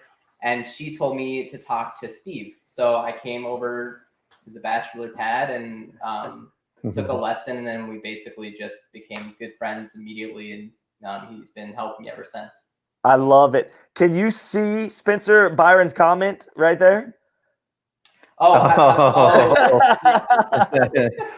Yeah, I'm a rep for ProConnects now. I actually there's a story with that, which is just that when I started playing, I loved their oval design because it looked like a ping pong paddle, and so I knew nothing about the sport, but I was like, ooh, that one, because we went to me and my dad went to Kent, Washington, where the Pickleball Station is, and they had demoed a bunch of paddles, and I loved the Ovation ProConnects paddles, so that's what I use.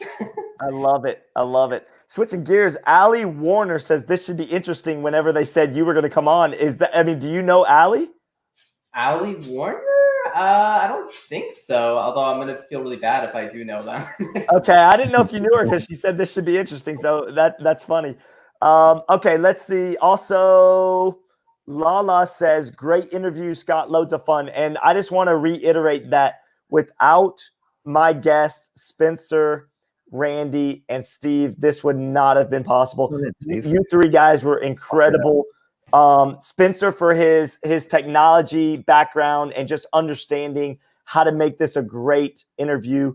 From zooming in on the paddles when Steve was talking about the evolution of the paddles to when individuals were speaking, he would go in on that. So thank you for that. And Randy and Steve, I just got to tell you guys, this has been 2 hours and 37 minutes of absolute fun. I've just enjoyed getting to know you guys.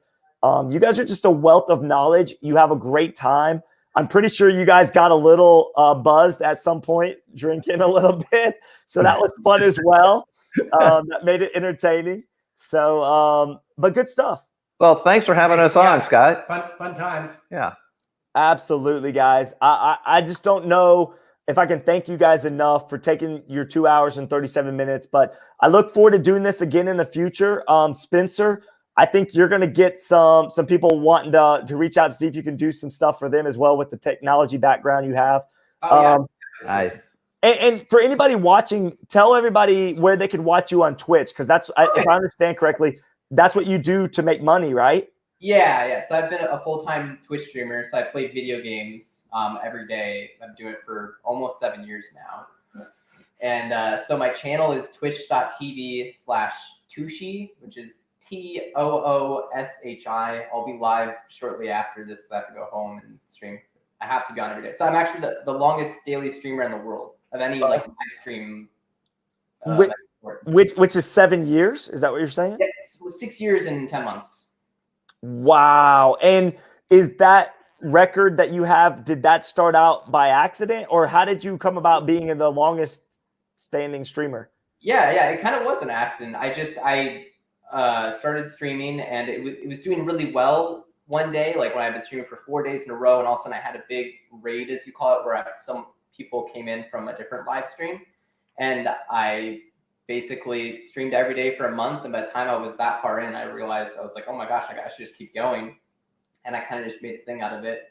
And I think around a year into streaming every day, there was someone that did 2 years live at that point. And they were the world record holder. And I was like, okay, I want to beat them. So they went on vacation. Done. And I was like, okay, now my goal is 2 years. And then, people said I should stop after that. And I was like, well, why?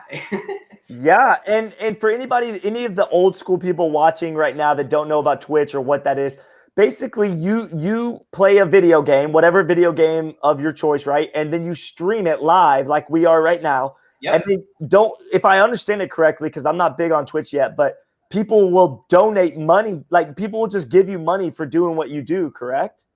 Yeah, that's how I've been living. That's my full-time job for that long. For the whole time.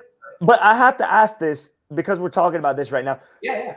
Do you incentivize people to donate the money, or do people just kind of know that's the standard, and do they just kind of throw money at you like almost like a strip club of Twitch? Oh, so there's a few different ways. So there are people will tip money and give money big and small. Some people, there's like a $5 subscription. They get emotes in the chat. So like right now, where people are chatting on Facebook and YouTube, but on Twitch they would have specific emotes that you only get if you're subbed to that specific streamer.